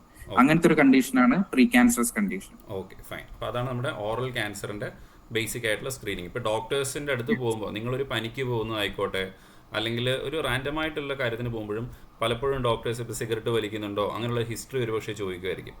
അങ്ങനെ ചോദിച്ചതിന് ശേഷം അവരൊരു ടങ് ഡിപ്രസറോ മറ്റോ വെച്ച് നിങ്ങളുടെ വായിക്കകത്തിൽ പരിശോധിച്ച് നോക്കുമ്പോൾ ഇങ്ങനെയുള്ള പ്രീ ക്യാൻസറസ് ലീഷനാണ് അവർ പരിശോധിക്കുന്നത്. ഇതിനെ നമ്മളുടെ ഒരു രീതിയിൽ പറയുകയാണെങ്കിൽ ഓപ്പർച്യൂണിസ്റ്റിക് സ്ക്രീനിങ് എന്നാണ് പറയുക. എന്ന് വെച്ച് കഴിഞ്ഞാൽ പേഷ്യൻ്റ് വന്നത് ഒരു മുറിവിനായിരിക്കാം, ഒരു ജലദോഷത്തിനായിരിക്കാം, പക്ഷേ ആസ് എ ഡോക്ടർ നമ്മൾ ആ ഒരു ക്യാൻസർ സ്ക്രീനിങ് അതിൻ്റെ കൂടെ തന്നെ ചെയ്യുന്നുണ്ടാവും. അപ്പം if you have A family physician, നിങ്ങൾ അവരെ റുട്ടീനായിട്ടുള്ള കാര്യങ്ങൾക്ക് പോകുമ്പോൾ തീർച്ചയായിട്ടും ഇത് അതിൻ്റെ കൂടെ തന്നെ ചെയ്യുന്ന ഒരു കാര്യമാണ്. ഓക്കെ, ഒരു 2 മിനിറ്റ് തികച്ചെടുക്കില്ല, ഭയങ്കര സിമ്പിൾ ആയ ഒരു പ്രൊസീജിയർ ആണ്. പിന്നെ എക്യുപ്മെന്റ്സ് ഇതൊന്നും വേണ്ടാത്തതുകൊണ്ട് ഒരു ഹോസ്പിറ്റലും അങ്ങനെ കാര്യമായിട്ട് ചാർജ് ചെയ്യുന്ന ഒരു പ്രൊസീജിയർ പോലും അല്ല ഈ ഓറൽ വിഷ്വൽ എക്സാമിനേഷൻ. അപ്പോൾ നമ്മൾ ഏറ്റവും ഇനിയും സ്ത്രീകളുടെ കേസിൽ പറയുന്നത് ഏറ്റവും കോമൺ ആയിട്ട് പറഞ്ഞത് ബ്രസ്റ്റ് ക്യാൻസറിൻ്റെ കാര്യമാണ്. അപ്പോൾ ബ്രസ്റ്റ് ക്യാൻസറിനാണെങ്കിലും നമുക്ക് ആ സ്ക്രീനിങ് എങ്ങനെയാണ്, ഇപ്പോൾ സ്ത്രീകൾ സ്വന്തമായിട്ട് ചെയ്യുന്നതുണ്ട്, അതുപോലെ ഹോസ്പിറ്റലിൽ പോയിട്ട് ചെയ്യുക, അതുപോലെ മാമോഗ്രാം പോലുള്ള പരിശോധനകൾ, ഇതെങ്ങനെയാണ്, ആരാണ്, എപ്പോഴാണ് ചെയ്യേണ്ടത് എന്നൊന്ന് വിശദമായിട്ട് പറയാമോ? ഇന്ത്യയിൽ നമ്മൾ പറഞ്ഞ ഏറ്റവും കോമൺ ആയിട്ടുള്ളത് ബ്രസ്റ്റ് ക്യാൻസർ ആണ്. അപ്പോൾ ബ്രസ്റ്റ് ക്യാൻസർ സ്ക്രീനിങ്ങിന് ഈ പറഞ്ഞ പോലെ 3 മെയിൻ പാർട്ടാണുള്ളത്. ഒന്ന്, സ്ത്രീകൾ സ്വയം അവരുടെ വീട്ടിൽ തന്നെ ചെയ്യേണ്ട ടെസ്റ്റാണ് ബ്രസ്റ്റ് സെൽഫ് എക്സാമിനേഷൻ എന്ന് പറയും. പിന്നെ ക്ലിനിക്കൽ ബ്രസ്റ്റ് എക്സാമിനേഷൻ, അതൊരു ഡോക്ടർ അല്ലെങ്കിൽ ഹെൽത്ത് കെയർ വർക്കർ ചെയ്യേണ്ടതാണ്. പിന്നെ 3ാമത്തേതാണ് ഈ പറഞ്ഞ മാമോഗ്രാം അല്ലെങ്കിൽ റേഡിയോളജിക്കൽ ഇമേജിംഗ് ടെക്നിക്സ് എന്ന് പറയാം. അൾട്രാസൗണ്ടോ മാമോഗ്രാഫിയോ ഉപയോഗിച്ചിട്ട് ബ്രസ്റ്റിൽ എന്തെങ്കിലും കുഴപ്പമുണ്ടോ എന്ന് ചെക്ക് ചെയ്യുന്ന പ്രോസസ്. അപ്പോൾ ഇതില് ബ്രസ്റ്റ് സെൽഫ് എക്സാമിനേഷൻ നേരത്തെ പറഞ്ഞ പോലെ നമുക്ക് എന്താണ് നോർമൽ, എന്തെങ്കിലും പ്രശ്നമുണ്ടോ എന്ന് പെട്ടെന്ന് തിരിച്ചറിയാനുള്ള ഒരു ഉപാധി മാത്രമാണ് ബ്രസ്റ്റ് സെൽഫ് എക്സാമിനേഷൻ എന്ന് പറയുന്നത്. അപ്പോൾ അത് ചെയ്യുന്നത് വഴി എന്റെ ബ്രസ്റ്റ് നോർമലി എങ്ങനെയാണ്, എങ്ങനെ എന്തെങ്കിലും മാറ്റം ഉണ്ടെങ്കിൽ തിരിച്ചറിയാനാണ് സാധിക്കുന്നത്. അപ്പോൾ എല്ലാ സ്ത്രീകളും മാസത്തിൽ ഒരു തവണ, 30 മുതൽ 65 വയസ്സ് വരെയുള്ള എല്ലാ സ്ത്രീകളും മാസത്തിൽ ഒരു തവണ സ്വന്തം ബ്രസ്റ്റ് പരിശോധിക്കണം എന്നുള്ളതാണ്. ഇപ്പോൾ മെൻസസ് നിന്നവരാണെങ്കിൽ ഇഷ്ടമുള്ള ഒരു ഡേറ്റ് ഫിക്സ് ചെയ്തിട്ട് ചെയ്യാം. ഇല്ല, പീരിയഡ്സ് ഇപ്പോഴും ഉള്ളവരാണെങ്കിൽ പീരിയഡ്സിന്റെ 10 ദിവസത്തിന് ശേഷം മാത്രം ചെക്ക് ചെയ്യുക. കാരണം പീരിയഡ്സ് ഉള്ള സമയത്ത് ഹോർമോൺ ചേഞ്ചിന് കാരണം ബ്രസ്റ്റിന്റെ സ്ട്രക്ചറിൽ കുറച്ച് മാറ്റമൊക്കെ വരാം. അതുകൊണ്ട് പീരിയഡ്സിന്റെ 10 ദിവസത്തിന് ശേഷം മാത്രം ഈ ടെസ്റ്റ് ചെയ്യാം. ഇത് സിമ്പിൾ ആണ്.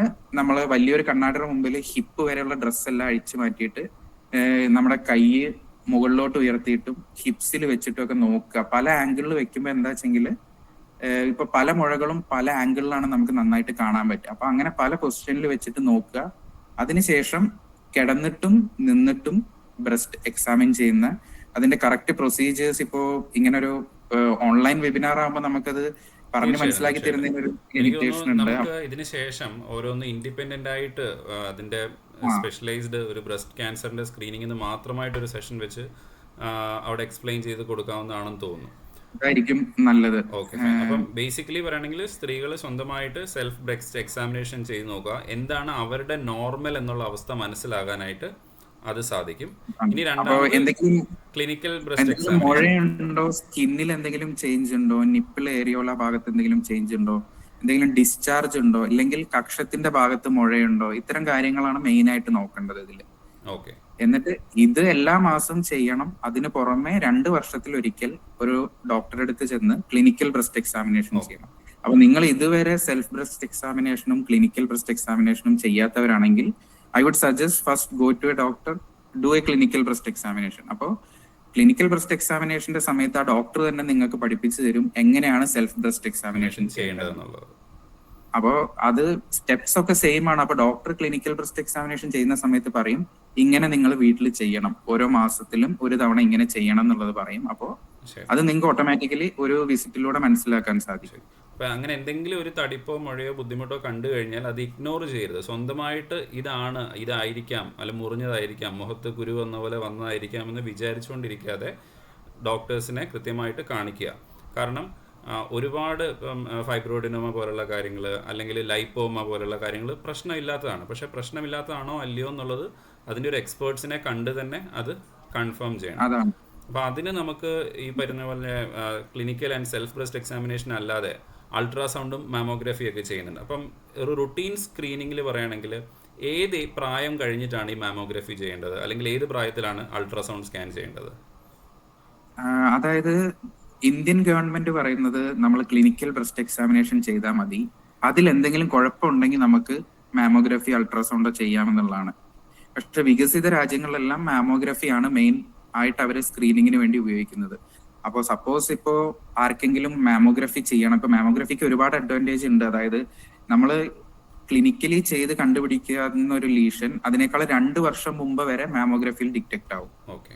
അപ്പോ മാമോഗ്രഫി ചെയ്യാൻ ആർക്കെങ്കിലും താല്പര്യം ഉണ്ടെങ്കിൽ അതിന്റെ കറക്റ്റ് ഗൈഡ് ലൈൻ എന്ന് പറയുന്നത് 40 വയസ്സിന് ശേഷം 2 വർഷത്തിൽ ഒരിക്കൽ മാമോഗ്രഫി ചെയ്യണം. 65 വയസ്സ് വരെ. 40 വയസ്സിന് ശേഷം 40 വയസ്സിന് മുകളിലുള്ള സ്ത്രീകൾ 65 വയസ്സ് വരെ 2 വർഷത്തിൽ ഒരിക്കൽ അവർക്ക് മാമോഗ്രഫി ചെയ്യാവുന്നതാണ്. മാമോഗ്രഫി ചെയ്യണം. അപ്പൊ 40 വയസ്സിന് മുമ്പുള്ളവരാണെങ്കിൽ സപ്പോസ് അവർക്ക് തോന്നുകയാണ് സ്കാൻ ചെയ്ത് നോക്കണം എന്നുണ്ടെങ്കിൽ മാമോഗ്രഫിയേക്കാൾ നല്ലത് അൾട്രാസൗണ്ട് ആണ്. കാരണം ആ പ്രായത്തിൽ ബ്രസ്റ്റ് കുറച്ചും കൂടെ ഡെൻസ് ആയിട്ടുള്ള ഒരു ടിഷ്യൂ ആയിരിക്കും, കുറച്ചും കൂടെ കട്ടി ഉണ്ടായിരിക്കും. അപ്പം മാമോഗ്രഫിയേക്കാളും അൾട്രാസൗണ്ടിലാണ് നമുക്ക് കാണാൻ സാധിക്കുന്നത്. ഓക്കെ. എന്തെങ്കിലും പ്രശ്നം റൂട്ടീൻ സ്ക്രീനിങ് ഉണ്ടോ? ഇപ്പം അൾട്രാസൗണ്ട് ഇടയ്ക്കിടയ്ക്ക് ചെയ്യണം എന്നുണ്ടോ, അതോ എന്തെങ്കിലും തടിപ്പോ മുഴയോ ബുദ്ധിമുട്ടോ കാണുകയാണെങ്കിൽ മാത്രം ചെയ്താൽ മതിയോ? എന്തെങ്കിലും ബുദ്ധിമുട്ടോ എന്തെങ്കിലും ഉണ്ടെങ്കിൽ ഡോക്ടർ പറയുമ്പോൾ ചെയ്താൽ മതി എന്നുള്ളതാണ്. അൾട്രാസൗണ്ടും ഇതൊക്കെ മാമോഗ്രഫി ആണെങ്കിലും ഒരു ബേസ് ലൈൻ മാമോഗ്രഫി ചെയ്യുന്നതിൽ തെറ്റില്ല. അതായത് ഒരു 40 വയസ്സ് കഴിഞ്ഞാൽ നിങ്ങൾക്ക് ഒരു തവണ ചെയ്ത് നോക്കാം മാമോഗ്രഫി. പക്ഷെ റുട്ടീനായിട്ട് എപ്പോഴും 2 വർഷം കൂടുമ്പോൾ ചെയ്യേണ്ട ആവശ്യമില്ല. ഒരു ബേസ് ലൈൻ മാമോഗ്രഫി ചെയ്യുക, എന്നിട്ട് ഡോക്ടറുടെ അടുത്ത് പോയിട്ട് എല്ലാ 2 വർഷത്തിലും ചെക്ക് ചെയ്യുക എന്നുള്ളതാണ് ബേസിക്. ഇപ്പം നമ്മൾ ഏറ്റവും കൂടുതൽ സ്ത്രീകൾ പറയുന്ന ഒരു കംപ്ലൈന്റ് മാമോഗ്രഫി പെയിൻഫുൾ ആണ്, അതുകൊണ്ട് ചെയ്യാനൊരു ബുദ്ധിമുട്ടുണ്ട് എന്നൊക്കെ ഇങ്ങനെ ഒരുപാട് ആളുകൾ പറഞ്ഞിട്ടുണ്ട്.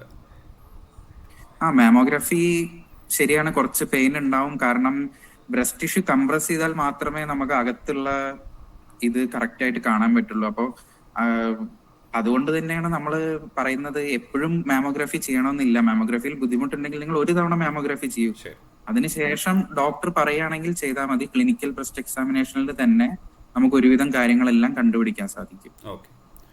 അപ്പോൾ ഒരു ഏകദേശം എങ്ങനെയാണ് ഒരു ബ്രസ്റ്റ് ക്യാൻസറിന്റെ പരിശോധന, അതെങ്ങനെ പ്രിവെന്റ് ചെയ്യാൻ, എന്തൊക്കെയാണ് ചെയ്യാൻ പറ്റുക എന്നുള്ളത് മനസ്സിലായി.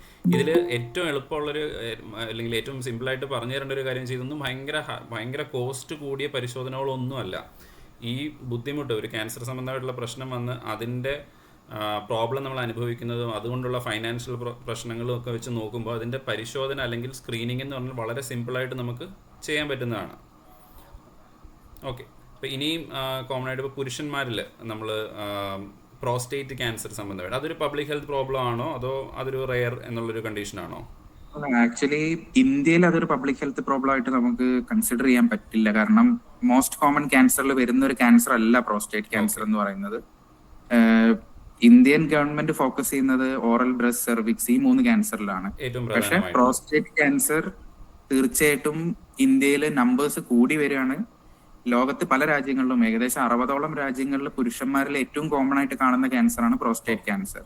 പക്ഷെ ഇതിന്റെ പ്രശ്നം എന്താ വെച്ചെങ്കിൽ ഇതിനൊരു നമ്മൾ സൂക്ഷിച്ച് ആവശ്യമുള്ളവരിൽ മാത്രം ടെസ്റ്റ് ചെയ്തില്ലെങ്കിൽ അനാവശ്യമായ ഡയഗ്നോസിസുകളും ട്രീറ്റ്മെന്റ് കോംപ്ലിക്കേഷൻസിലേക്കൊക്കെ പോകാൻ ചാൻസ് ഉള്ള ഒരു ക്യാൻസർ ആണ്. അതുകൊണ്ട് ആവശ്യമുള്ളവർക്ക് മാത്രം ചെയ്യേണ്ട ഒരു ടെസ്റ്റ് ആണ് പ്രോസ്റ്റേറ്റ് ക്യാൻസർ. അപ്പോൾ ഒരു ജസ്റ്റ് ഒരു ക്വയറി ചോദിക്കുകയാണ്. ഇപ്പോൾ BPH എന്ന് പറഞ്ഞൊരു അസുഖമുണ്ട്, ബിനൈൻ പ്രോസ്റ്റേറ്റിക് ഹൈപ്പർപ്ലേസിയ.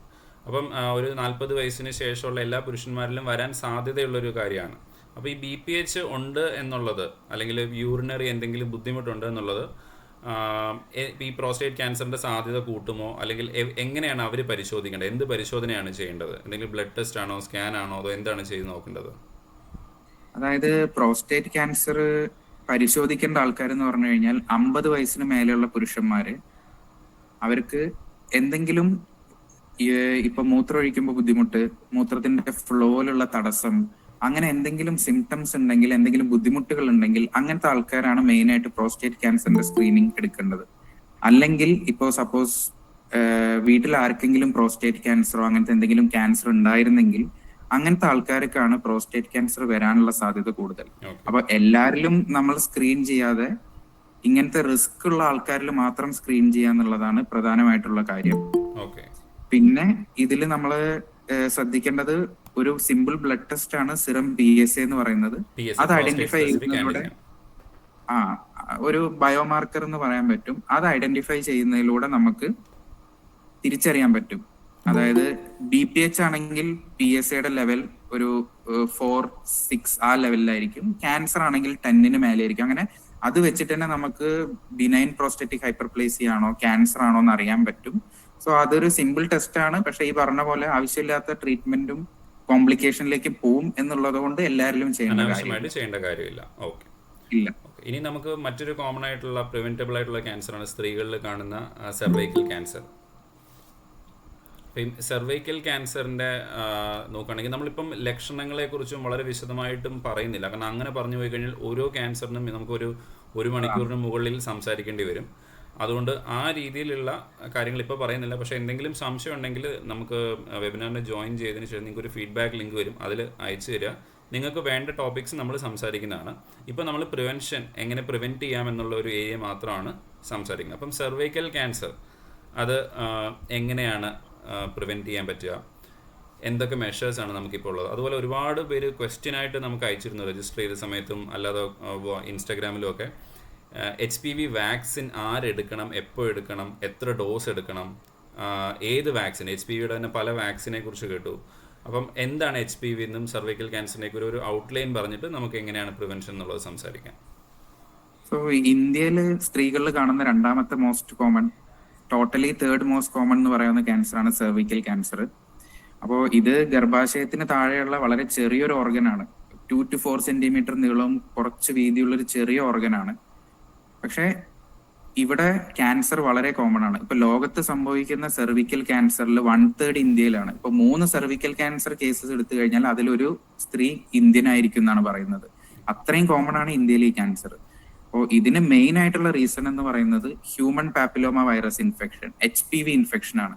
ഇപ്പൊ നമ്മൾ പറഞ്ഞു പല കാരണങ്ങൾ കൊണ്ടാണ് ക്യാൻസറുകൾ വരുന്നതെന്ന്. പക്ഷെ സെർവിക്കൽ ക്യാൻസറിനെ സംബന്ധിച്ചിടത്തോളം പ്രത്യേകത ഒരു വൈറസ് ഇൻഫെക്ഷൻ കാരണമാണ് ഈ ക്യാൻസർ മിക്ക ആൾക്കാരിലും ഉണ്ടാവുന്നത്. ഈ വൈറസ് ഇൻഫെക്ഷൻ കാരണമാണെന്നുള്ളതാണ്. അപ്പോ ഒരു പ്രായം കഴിഞ്ഞാൽ, അതായത് ബേസിക്കലി പറയുമ്പോൾ സെക്ഷൽ ആക്ടിവിറ്റി സ്റ്റാർട്ട് ചെയ്ത് കഴിഞ്ഞാൽ എല്ലാവരിലും ഹ്യൂമൻ പാപ്പിലോമ വൈറസ് എന്ന് പറയുന്ന വൈറസ് സെർവിക്സിലും വജൈനയിലും ഒക്കെ ഉണ്ടാവുന്നത് നോർമലാണ്. എന്നാൽ സാധാരണ ഒരാൾക്ക്, നല്ല ഇമ്മ്യൂണിറ്റി ഉള്ള ഒരാൾക്ക് ഇതൊരു ഇൻഫെക്ഷൻ ആയിട്ടോ ക്യാൻസർ ആയിട്ടോ മാറില്ല. എന്നാൽ എന്തെങ്കിലും കാരണം കൊണ്ട് നമ്മുടെ ഇമ്മ്യൂണിറ്റി വീക്കാണ്, നമുക്ക് നമ്മുടെ ബോഡി അതിനെ ഓവർകം ചെയ്യാനുള്ളൊരു സ്ട്രെങ്ത് നമ്മുടെ ബോഡിക്ക് ഇല്ല എന്നുള്ളൊരു സിറ്റുവേഷൻ വരികയാണെങ്കിൽ ഈ ഹ്യൂമൻ പാപ്പിലോമ വൈറസ് പെർസിസ്റ്റന്റ് ആയിട്ട് കുറെ കാലം നമ്മുടെ ശരീരത്തിൽ നിൽക്കും. ഒരു 3 വർഷത്തിൽ കൂടുതലൊക്കെ നിന്ന് കഴിയുമ്പോഴാണ് പതുക്കെ അത് ക്യാൻസർ ആയിട്ട് മാറുന്നത്. സോ നമുക്കൊരു 3 വർഷം, ചില കേസിൽ 10 വർഷത്തിൽ കൂടുതൽ വരെ നിൽക്കാറുണ്ട്. അപ്പൊ ഈ ഒരു വിൻഡോ പീരീഡ് എന്ന് പറയുന്നത് നമുക്ക് കിട്ടുന്ന ഒരു ബോണസ് ആണ്. ഈ സമയത്ത് നമുക്ക് ഐഡന്റിഫൈ ചെയ്യാൻ പറ്റുമെങ്കിൽ നമുക്ക് ട്രീറ്റ് ചെയ്ത് ഇത് റിക്കവർ ചെയ്യാൻ പറ്റും. അപ്പോൾ 95% ഓഫ് സെർവിക്കൽ ക്യാൻസറിന്റെ മെയിൻ റീസൺ എന്ന് പറയുന്നത് ഹ്യൂമൻ പാപ്പിലോമ വൈറസ് തന്നെയാണ്. ഇനി സെർവിക്കൽ ക്യാൻസറിനെ എങ്ങനെ പ്രിവെന്റ് ചെയ്യാമെന്ന് ചോദിച്ചു കഴിഞ്ഞാൽ 3 ടെസ്റ്റുകളാണ് മെയിൻ ആയിട്ടുള്ളത്. മുമ്പായിട്ട് ജസ്റ്റ് ഒരു കൺഫർമേഷൻ ഉണ്ട്. നമ്മളിപ്പം ഓറൽ ക്യാൻസറിൽ പറഞ്ഞു ക്യാൻസർ എത്തുന്നതിനും ഒരു പ്രീ ക്യാൻസറസ് ലീഷൻ ഉണ്ട് എന്നുള്ളത്. ഇത് സെർവൈക്കൽ ക്യാൻസറിന്റെ കേസിലും അത് ആപ്ലിക്കബിൾ ആണോ? സെർവൈക്കൽ ക്യാൻസറിലും ഉണ്ട്. ഇപ്പൊ നമ്മൾ ഈ പറഞ്ഞ പോലെ 10 വർഷത്തോളം HPV വൈറസിന്റെ ഇൻഫെക്ഷന് ശേഷമാണ് ക്യാൻസർ ഡെവലപ്പ് ചെയ്യുന്നത്. അപ്പൊ ഈ 10 വർഷത്തിനുള്ളിൽ നമുക്ക് സാധ്യത കണ്ടുപിടിച്ചു കഴിഞ്ഞാൽ പ്രിവെന്റ് ചെയ്യാനായിട്ട് പ്രീ ക്യാൻസറസ് എന്നുള്ള സ്റ്റേജിൽ ഡിറ്റക്ട് ചെയ്യാൻ പറ്റും. ഓക്കെ. അപ്പൊ ഇനി അതിന്റെ പ്രിവെൻഷൻ എങ്ങനെയാണ്, എന്താണ് നമ്മൾ സ്ക്രീനിങ് പരിശോധനയായിട്ട് ചെയ്യേണ്ടത്? പരിശോധനയായിട്ട് നമുക്ക് മെയിൻ ആയിട്ട് 3 ടെസ്റ്റുകളാണുള്ളത്. പാപ്സ്മിയർ ടെസ്റ്റും HPV ടെസ്റ്റും VIA, വിഷ്വൽ ഇൻസ്പെക്ഷൻ വിത്ത് അസറ്റിക് ആസിഡ് എന്ന് പറയുന്ന ടെസ്റ്റും. അപ്പോൾ ലോകത്ത് ആദ്യം വന്നത് പാപ്സ്മിയർ ടെസ്റ്റ് ആയിരുന്നു. 1940s മുതലുണ്ട്. അത് വന്നതിന് ശേഷം ആക്ച്വലി സെർവിക്കൽ ക്യാൻസർ ഒരുപാട് രാജ്യങ്ങളിൽ നല്ലപോലെ കൺട്രോൾ ചെയ്യാൻ പറ്റി. അങ്ങനെ അത് തന്നെയാണ് ഇപ്പോഴും പല രാജ്യങ്ങളും ഏറ്റവും കോമൺ ആയിട്ട് യൂസ് ചെയ്യുന്ന ടെസ്റ്റ്. പക്ഷെ അതിന് ഒരുപാട് പോരായ്മകളുണ്ട്. അതായത് നമുക്ക് പല സമയത്തും അസുഖം ഇല്ലാത്തവർക്ക് അസുഖം ഉണ്ടെന്ന് കാണിക്കും, ചിലപ്പോൾ അസുഖം ഉള്ളവരെ ഡിറ്റക്ട് ചെയ്യാൻ പറ്റില്ല. അങ്ങനത്തെ കുറെ പോരായ്മകളുള്ള ഒരു ടെസ്റ്റാണ് ഈ പാപ്സ്മിയർ ടെസ്റ്റ് എന്ന് പറയുന്നത്. അപ്പോൾ അത് കണക്കിലെടുത്ത് വേൾഡ് ഹെൽത്ത് ഓർഗനൈസേഷൻ, ലോകാരോഗ്യ സംഘടന പറയുന്നത് HPV DNA ടെസ്റ്റ് ചെയ്യാനാണ്. അതായത് നമ്മൾ പറഞ്ഞു 95% സെർവിക്കൽ ക്യാൻസർ ഉണ്ടാക്കുന്നത് ഹ്യൂമൻ പാപ്പിലോമ വൈറസ് ആണ്. അപ്പോൾ ആ വൈറസ് ഉണ്ടോ ഇല്ലയോ എന്ന് അറിയാനുള്ള ടെസ്റ്റാണ് HPV DNA ടെസ്റ്റ്. അപ്പോൾ അത് ഡിറ്റക്ട് ചെയ്യുന്നതിലൂടെ നമുക്ക് അറിയാൻ പറ്റും 95%, അതായത് 95% ആൾക്കാരിലും വൈറസ് ഉണ്ടെങ്കിലാണ് ക്യാൻസർ ഉണ്ടാവുന്നത്. അപ്പോൾ വൈറസ് ഉണ്ടോ ഇല്ലയോ എന്ന് നോക്കുന്നത് വളരെ എഫക്റ്റീവ് ആയ ഒരു ടെസ്റ്റ്. അത് എങ്ങനെയാണ് പരിശോധിക്കുന്നത് HPV DNA പരിശോധന? അത് ഇതിനെല്ലാം ആക്ച്വലി എന്താ ചെയ്യുന്നതെങ്കിൽ സെർവിക്സിൽ നിന്ന് സാമ്പിൾ കളക്ട് ചെയ്തിട്ട് നമ്മൾ ലാബിലേക്ക് അയക്കുകയാണ് ചെയ്യേണ്ടത്. അത് ഹെൽത്ത് വർക്കർ സെർവിക്സിന്റെ എല്ലാ ഏരിയയിൽ നിന്നും, അതായത് കോർണേഴ്സിൽ നിന്നും സെൻട്രലിൽ നിന്നും എല്ലാം സാമ്പിൾ കളക്ട് ചെയ്തിട്ട് അത് ലാബിലേക്ക് അയക്കും. ലാബിലാണ് അവർ ടെസ്റ്റ് ചെയ്യുന്നത് ഈ വൈറസിന്റെ പ്രസൻസ് ഉണ്ടോ ഇല്ലയോ എന്നുള്ളത്. അപ്പൊ റിസൾട്ട് വരാൻ ഓൾമോസ്റ്റ് ഒരു 7 to 10 days ഗ്യാപ്പ് ഉണ്ട്. പക്ഷെ ഇതിന്റെ ഒരു മെയിൻ പ്രോബ്ലം എന്ന് പറയുന്നത് ഈ ടെസ്റ്റുകൾ ഭയങ്കര കോസ്റ്റ്ലി ആയിട്ട് വേണമെങ്കിൽ നമുക്ക് കൂട്ടാം. ഇപ്പൊ HPV ടെസ്റ്റ് എന്ന് പറയുന്നത് 1500 മുതൽ 6000 രൂപ വരെയാണ് അതിന്റെ ഒരു കോസ്റ്റ് എന്ന് പറയുന്നത്. പക്ഷെ ഗവൺമെന്റിന്റെ സൈഡിൽ നിന്ന് അത് സൗജന്യമായിട്ട് ചെയ്യുകയോ അല്ലെങ്കിൽ അങ്ങനത്തെ മാസ് ക്യാമ്പയിൻസ് ഒക്കെ നടക്കുന്നുണ്ടോ? അത് ചില സമയത്ത് അങ്ങനത്തെ മാസ് ക്യാമ്പയിൻസ് നടക്കുന്നുണ്ട്. പക്ഷേ HPV പാപ്പ് എന്നുള്ളതിനേക്കാളും കൂടുതൽ ഗവൺമെന്റ് കൂടുതൽ യൂസ് ചെയ്യുന്നത് വിഷ്വൽ ഇൻസ്പെക്ഷൻ വിത്ത് അസറ്റിക് ആസിഡ് എന്നാണ്. ഓക്കെ. കാരണം അത് വളരെ സിമ്പിൾ ആയ ഒരു ടെസ്റ്റ് ആണ്. പിന്നെ അതിന് വെയിറ്റ് ചെയ്യേണ്ട കാര്യമില്ല. നമ്മൾ വീട്ടിൽ ഉപയോഗിക്കുന്ന വിനാഗർ എന്ന് പറയുന്ന സബ്സ്റ്റൻസ് നമ്മൾ സെർവിക്സിൽ അപ്ലൈ ചെയ്യുമ്പോൾ ആ മൊമെന്റിൽ തന്നെ നമ്മൾ നേരത്തെ പറഞ്ഞ പ്രീ ക്യാൻസറസ് എന്നുള്ള ഒരു കണ്ടീഷൻ ഉണ്ടെങ്കിൽ ഒരു വൈറ്റ് കളർ ലീഷൻ ആയിട്ട് അത് കാണാൻ പറ്റും ഹെൽത്ത് കെയർ വർക്കറിന്. അപ്പൊ തന്നെ നമുക്ക് പേഷ്യന്റിനോട് പറയാം എന്തോ മാറ്റം ഉണ്ടെന്ന് തോന്നുന്നു, നമ്മൾ നെക്സ്റ്റ് ടെസ്റ്റുകൾ ചെയ്യേണ്ട ആവശ്യമുണ്ട്. പിന്നെ ഈ ടെസ്റ്റിന് ഒരു 2 രൂപയാണ്. എപ്പോഴും ഒരു ഹെൽത്ത് വർക്കർ തന്നെ ചെയ്യേണ്ടതാണ്. 2 രൂപയുള്ളൂ വിഷ്വൽ ഇൻസ്പെക്ഷൻ വിത്ത് അസറ്റിക് ആസിഡിന് ഒരു ഗവൺമെന്റ് സെറ്റപ്പിൽ. അത്രയാണ് ഒരു ചെലവ് വരുന്നത്. അപ്പോൾ ഗവൺമെന്റ് തീർച്ചയായിട്ടും 500 അല്ലെങ്കിൽ 5000 റുപ്പീസിന്റെ ടെസ്റ്റ് തീർച്ചയായിട്ടും പ്രിഫർ ചെയ്യില്ല. കാരണം എല്ലാവരോടും ചെയ്യാൻ പറയുന്ന ഒരു ടെസ്റ്റ് ആണ്. അത് എല്ലാവരിലേക്കും എത്തിക്കണമെങ്കിൽ ഫിനാൻഷ്യൽ സൈഡ് കൂടെ നോക്കേണ്ടതായിട്ടുണ്ട്. ഓക്കെ, ശരി. അപ്പൊ ഇനിയും നമ്മൾ പറഞ്ഞ ഏരിയ എന്ന് പറയുമ്പോഴത്തേക്കിനും ക്യാൻസറോ അല്ലെങ്കിൽ ക്യാൻസറിന് മുമ്പിലത്തെ ഒരു അവസ്ഥയോ ഉണ്ടെങ്കിൽ അതിനെ എങ്ങനെ നേരത്തെ കണ്ടുപിടിക്കാം എന്നുള്ളത്. ഇനിയും നമുക്ക് 100% അറിയാം ഇത് HPV എന്ന് പറഞ്ഞ വൈറസ് കൊണ്ടാണ് വരുന്നത്. അപ്പോൾ ഈ വൈറസിനെ പ്രതിരോധിച്ചു കഴിഞ്ഞാൽ തീർച്ചയായിട്ടും അത് വരില്ലല്ലോ. നമ്മൾ പിന്നീട് കണ്ടുപിടിക്കുന്നതിനെക്കാട്ടിലും നല്ലതാണല്ലോ പ്രതിരോധിക്കുന്നത്. അപ്പോൾ എനിക്കൊന്ന് അതിനുള്ള ഒരു മെഷറാണ് നമ്മുടെ വാക്സിനേഷൻ, HPV വാക്സിനേഷൻ. അപ്പോൾ അത് ഡോക്ടർ ഈ വാക്സിൻ്റെ കാര്യത്തിലും ഒരുപാട് സംശയങ്ങൾ ആളുകൾ മെസ്സേജിന് എനിക്കൊന്ന് ഏറ്റവും കൂടുതൽ എനിക്ക് മെസ്സേജ് വന്നത് വാക്സിൻ റിലേറ്റഡ് ആണ്. ഈ ഒരു ടൈമിൽ പല ആളുകൾക്കും ജോയിൻ ചെയ്യാൻ പറ്റിയില്ല. പക്ഷേ പലരും പറഞ്ഞു ഈ ഒരു ക്വസ്റ്റ്യൻ ചോദിക്കണം, അതൊരു ക്ലാരിറ്റി എല്ലാവർക്കും വേണം എന്നുള്ളത്. HPV വാക്സിൻ ആർക്കൊക്കെ ഏത് പ്രായം മുതൽ എടുക്കണം? അതുപോലെ തന്നെ പല ടൈപ്പ് കേൾക്കുന്നുണ്ട്, 4 വേരിയൻ്റ് എന്നുള്ളതോ 9 വേരിയൻ്റ്, അങ്ങനെ പല വേരിയൻറ്റിൻ്റെ കേൾക്കുന്നുണ്ട്. ഇതിലേതാണ് എടുക്കേണ്ടത്, എത്ര ഡോസ് എടുക്കണം, ഈ കാര്യങ്ങളെ കുറിച്ചൊന്ന് പറയാമോ? സോ HPV വാക്സിൻ വളരെ എഫക്റ്റീവ് ആയ ഒരു മെഷറാണ്. ഇപ്പോൾ 2006 മുതൽ പല വാക്സിൻസ് മാർക്കറ്റിലുണ്ട്. പല രാജ്യങ്ങളും ഏകദേശം 140ഓളം രാജ്യങ്ങളിൽ നമ്മുടെ നാട്ടിൽ പോളിയോ ഒക്കെ കൊടുക്കുന്ന പോലെ എല്ലാവർക്കും കൊടുക്കുന്ന ഒരു വാക്സിനായിട്ട് ഇത് മാറിക്കഴിഞ്ഞു. പക്ഷെ ഇന്ത്യയിൽ ഇന്നും ഇത് എല്ലാവർക്കും അങ്ങനെ കൊടുക്കുന്നില്ല.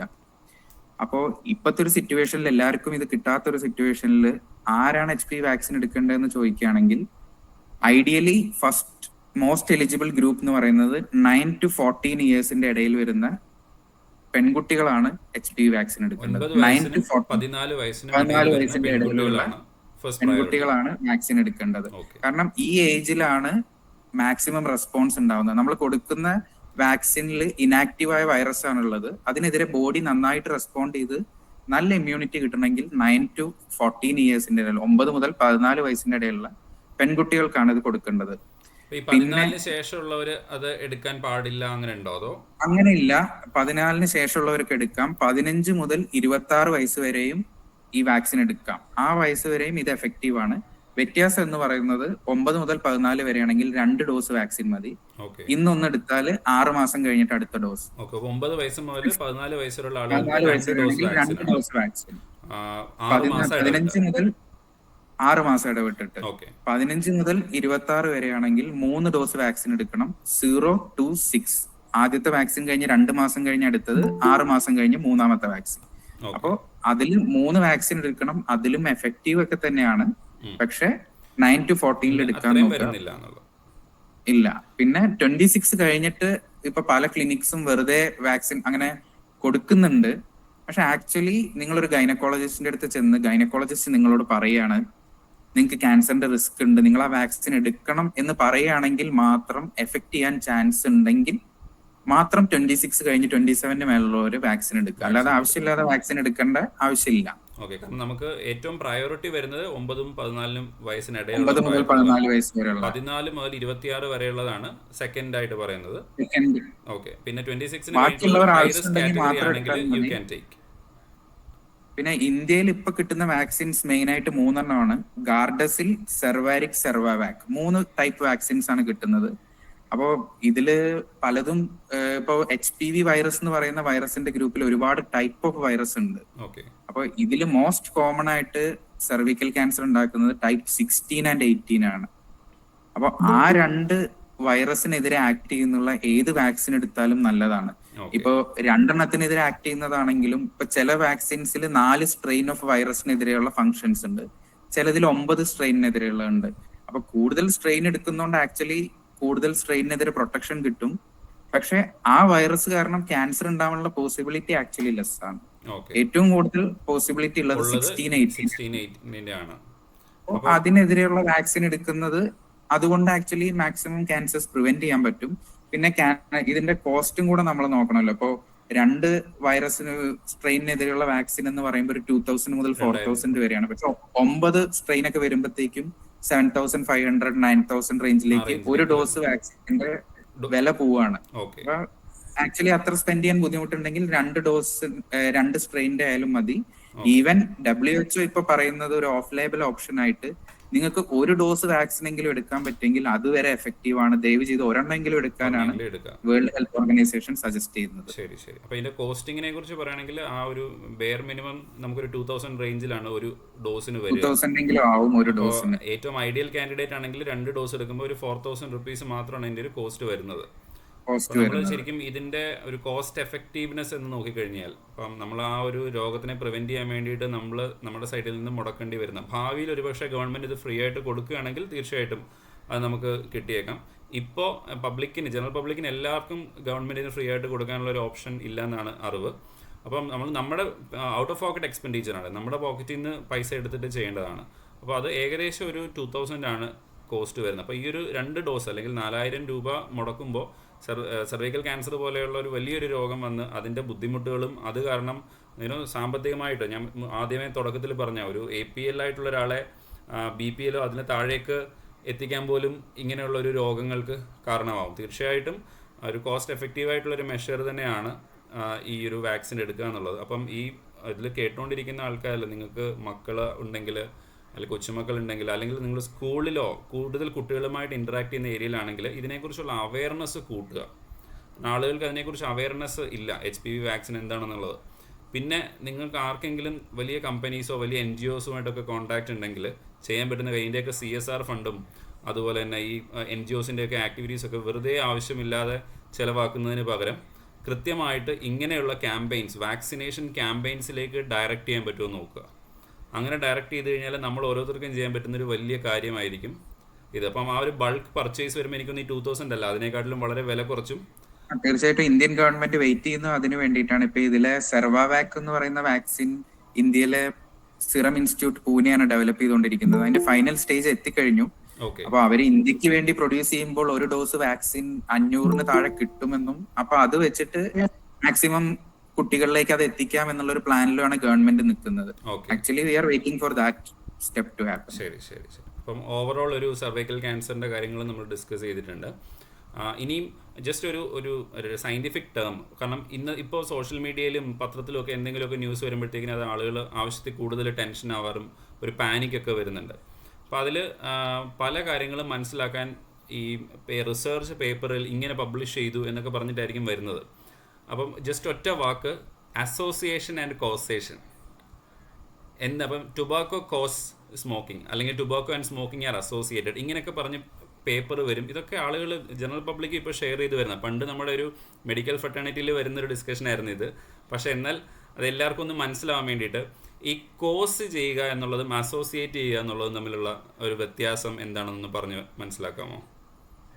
അതായത് നമ്മളിപ്പോ അസോസിയേഷൻ കോസേഷൻ എന്ന് പറയുമ്പോൾ അതായത് ഇപ്പോ കൃത്യമായിട്ട് ഒരു ഫാക്ടർ കൊണ്ട് ഒരു അസുഖം ഉണ്ടാവുക എന്നുള്ളതാണ് കോസേഷൻ.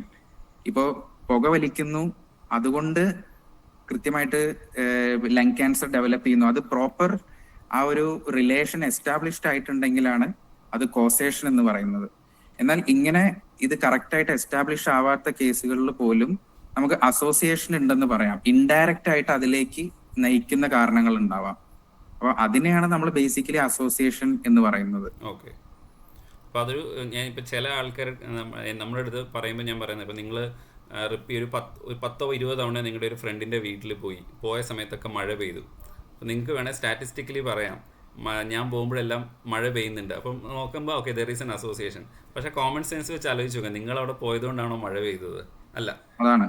അപ്പം പല കാര്യങ്ങളിലും ഇങ്ങനെ പഠനങ്ങൾ, ചെറിയ ചെറിയ പഠനങ്ങൾ നടത്തുമ്പോൾ, ചെറിയ ക്രോസ് സെക്ഷണൽ സ്റ്റഡീസ് ഒക്കെ നടത്തുമ്പോൾ പല ഇങ്ങനെ അസോസിയേഷൻ വന്നു, ഈ ഇതും കഴിച്ചു കഴിഞ്ഞാൽ ഇന്ന അസുഖം വരും എന്നൊക്കെ പറഞ്ഞ് കാണാമല്ലോ. മൈക്രോവേവ് ഓവൻ യൂസ് ചെയ്തപ്പോൾ ഇന്നത് വന്നു എന്നൊക്കെ പറഞ്ഞ് കാണും. ശരിക്കും ഇതൊന്നും ഓവൻ യൂസ് ചെയ്തു അല്ലെങ്കിൽ ഇതൊക്കെ കാരണം ഇന്ന അസുഖം വന്നു എന്ന് ഒരിക്കലും നമുക്ക് പറയാനായിട്ട് പറ്റില്ല.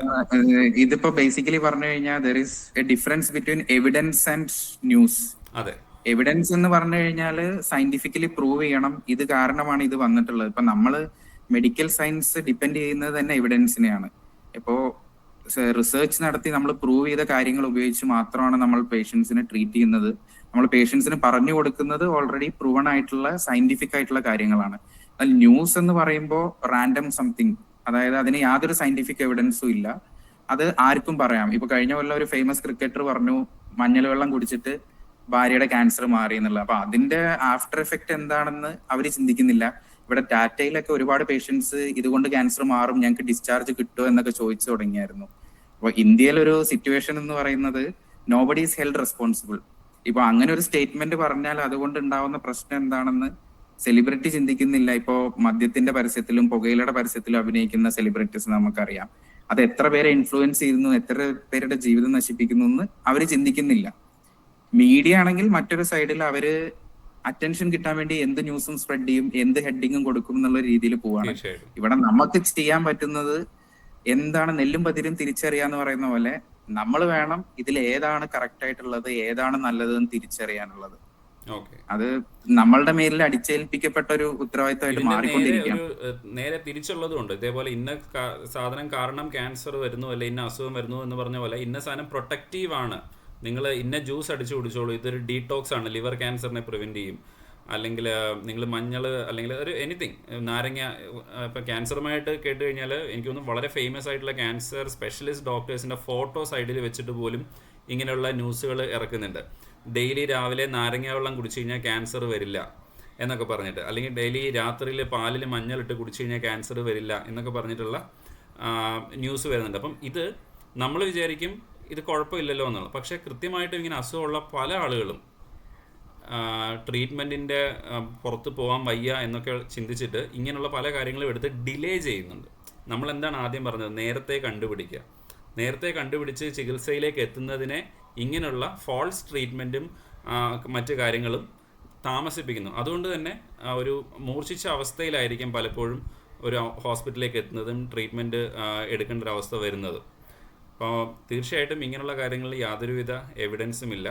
അതിന് എവിഡൻസ് ബേസ്ഡ് ആയിട്ടുള്ള രീതിയിൽ ഇപ്പോൾ ഗവൺമെൻറ്റിൻ്റെ സൈഡിൽ നിന്ന് അതിൻ്റെ എക്സ്പേർട്സ് പറയുന്ന കാര്യങ്ങൾ മാത്രം തീർച്ചയായിട്ടും വിശ്വസിക്കുക.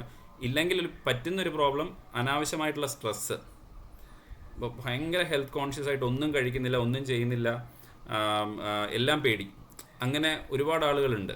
അപ്പോൾ തീർച്ചയായിട്ടും അത് അവോയ്ഡ് ചെയ്യുന്നതായിരിക്കും ഏറ്റവും നല്ലത്. ഇനി ഒരു ഇന്ത്യയിൽ ഹോസ്പിറ്റലിൽ വരുന്ന ക്യാൻസർ കേസസിൽ 66% ലാസ്റ്റ് സ്റ്റേജിലാണ് വരുന്നത് എന്നുള്ളതാണ് സത്യം. അപ്പൊ നമ്മൾ ക്യാൻസറിന് ആൾക്കാർ ഭയപ്പെടുന്നു എന്ന് പറയുമ്പോൾ ഈ ഫൈനൽ സ്റ്റേജിൽ വരുന്ന ക്യാൻസറിന് ട്രീറ്റ്മെന്റ് കൊടുക്കുന്നതിനും മാനേജ് ചെയ്യുന്നതിനും ഒരു ലിമിറ്റ് ഉണ്ട്. സ്റ്റേജ് 1 ഒരു സർജറി കൊണ്ട് മാത്രം മാറാവുന്ന ക്യാൻസർ കീമോ, റേഡിയേഷൻ, അതൊരു ലോങ് ടേം മാനേജ്മെന്റ് ആയി മാറുന്നു, ഔട്ട്കം മോശമായിട്ട് മാറുന്നു. അപ്പൊ അതിന് നമ്മൾ മെഡിക്കൽ സിസ്റ്റത്തിനോ എല്ലാരെയും കുറ്റം പറയുന്നതിന് മുമ്പ് തന്നെ നമ്മൾ സാധാരണക്കാരെ ആദ്യം ചിന്തിക്കണം. നമ്മൾ ലേറ്റ് ആയിട്ട് എത്തുന്നതുകൊണ്ടാണ് ഇതില് മാക്സിമം കോംപ്ലിക്കേഷൻസ് ഉണ്ടാവുന്നത്. 66% ലേറ്റ് ആയിട്ട് എത്തുന്നു എന്ന് പറയുമ്പോൾ അതിൽ നിന്നുള്ള ഔട്ട്കം തീർച്ചയായിട്ടും മോശമാവും. ഓക്കെ. പിന്നെ പാരമ്പര്യത്തിനെ കുറിച്ച്, ഇപ്പോൾ ഫാമിലിയിൽ ഒരാൾക്ക് ഒരു ക്യാൻസർ, എന്തെങ്കിലും ഒരു ക്യാൻസർ വന്നു കഴിഞ്ഞാൽ ജെനറ്റിക്സ് കാരണം അത് അടുത്ത തലമുറയിൽ വരാനുള്ള സാധ്യത എന്തുമാത്രമാണ്, അതിനെ നമുക്ക് എങ്ങനെ പ്രിവെൻറ്റ് ചെയ്യാനായിട്ട് പറ്റും, അല്ലെങ്കിൽ അതിനുവേണ്ടി എന്താണ് നമുക്ക് ചെയ്യാൻ പറ്റുക? ഇപ്പോ എല്ലാരും കോമൺ ആയിട്ട് പലരും ചോദിക്കുന്ന, പലരും സ്ക്രീനിങ്ങിന് വരുന്ന തന്നെ എന്റെ അമ്മയ്ക്കോ അച്ഛനോ ക്യാൻസർ ഉണ്ടായിരുന്നു, അപ്പോ എനിക്ക് ക്യാൻസർ ഉണ്ടാവുമോ എന്നുള്ള പേടിയുടെ പുറത്താണ് ഒരുപാട് പേര് സ്ക്രീനിങ്ങിന് വരുന്നത്. അപ്പൊ ആക്ച്വലി ക്യാൻസർ നമ്മൾ പറഞ്ഞ പോലെ സെല്ലുമായിട്ട് അസോസിയേറ്റ് ചെയ്തൊരു അസുഖം ആയതുകൊണ്ട് അതിനൊരു ജനറ്റിക് കമ്പോണന്റ് തീർച്ചയായിട്ടും ഉണ്ട്. പക്ഷെ നമ്മൾ ഇപ്പൊ വീട്ടിലൊരാൾക്ക് ക്യാൻസർ ഉണ്ട് എന്ന് വിചാരിച്ച് നമ്മൾ ഭയപ്പെടുകയല്ല വേണ്ടത്. നമ്മൾ മനസ്സിലാക്കേണ്ട ഫാക്ട് എന്ന് പറയുന്നത്, ഇപ്പോ എന്റെ അച്ഛനോ അമ്മയ്ക്കോ എന്തെങ്കിലും ഒരു ക്യാൻസർ ഉണ്ടെങ്കിൽ എനിക്ക് ക്യാൻസർ വരാനുള്ള പോസിബിലിറ്റി 10 മുതൽ 15% വരെ കൂടുതലാണ്. നോർമൽ ഒരാളിൽ നിന്ന് 10 മുതൽ 15% വരെ മാത്രമാണ് റിസ്ക് കൂടുതലാണ്. അപ്പൊ നമ്മൾ അതില് ഭയപ്പെടാതെ നമ്മൾ എങ്ങനെ അത് പ്രിവെന്റ് ചെയ്യാം എന്നുള്ളതിനെ പറ്റി ചിന്തിക്കണം. ഇപ്പൊ നമ്മൾ പറഞ്ഞ പോലെ ഈ സ്ക്രീനിങ് കൃത്യമായിട്ട് ചെയ്യുക, ഏത് ക്യാൻസർ ആണോ വീട്ടിലുള്ളവർക്കുള്ളത് അതിനുള്ള സ്ക്രീനിങ് സ്പെസിഫിക് ആയിട്ട് ചെയ്യുക, അത് പ്രിവെന്റ് ചെയ്യാൻ വേണ്ട സ്റ്റെപ്സ് നമ്മൾ എടുക്കുക. ഇങ്ങനെ നമുക്കൊരു അവയർനെസ് അല്ലെങ്കിൽ ഒരു ബോധവൽക്കരണം, അതിനെ പറ്റിയൊരു അവയർനെസ് ആണ് ആവശ്യം, അല്ലാതെ പേടിയല്ല ആക്ച്വലി ആവശ്യം.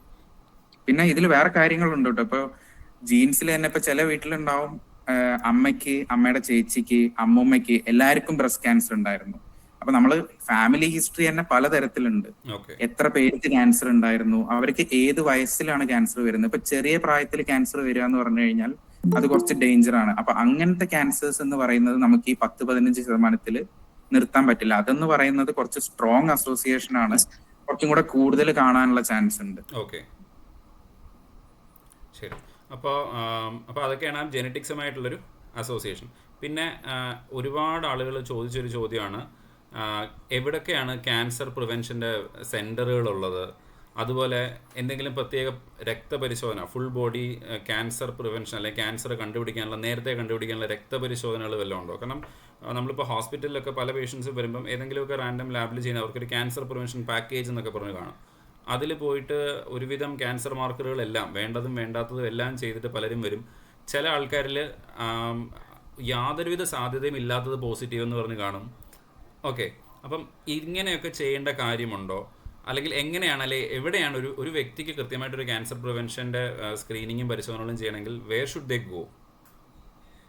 സോ ഈ ക്യാൻസർ പ്രിവെൻഷൻ ആവശ്യമായ ടെസ്റ്റുകളെല്ലാം ആസ് പെർ റൂൾസ് ഒരു PHC മുതൽ എല്ലാ ഹോസ്പിറ്റലിലും അവൈലബിൾ ആവണം എന്നാണ്. അപ്പോൾ നോർമൽ ഒരു ഹോസ്പിറ്റൽ തൊട്ട് എല്ലായിടത്തും ഈ ഫെസിലിറ്റീസ് ഉണ്ടായിരിക്കണം. പക്ഷെ നിർഭാഗ്യവശാൽ ഇന്ത്യയിലെ സ്ക്രീനിങ് റേറ്റ് എന്ന് പറയുന്നത് <2% ആണ്. അത്രയും കുറച്ച് ആളുകൾ മാത്രമാണ് സ്ക്രീനിങ്ങിന് വരുന്നത്, അല്ലെങ്കിൽ അത്രയും കുറച്ച് സ്ഥലത്താണ് അതിന്റെ ഫെസിലിറ്റീസ് പ്രൊവൈഡ് ചെയ്യുന്നത്. കേരളത്തിൽ കമ്പയർ ചെയ്യുമ്പോൾ കേരളത്തിൽ കുറച്ചുകൂടെ കൂടുതലായിട്ട് തോന്നുന്നുണ്ടോ ഡോക്ടറിന്?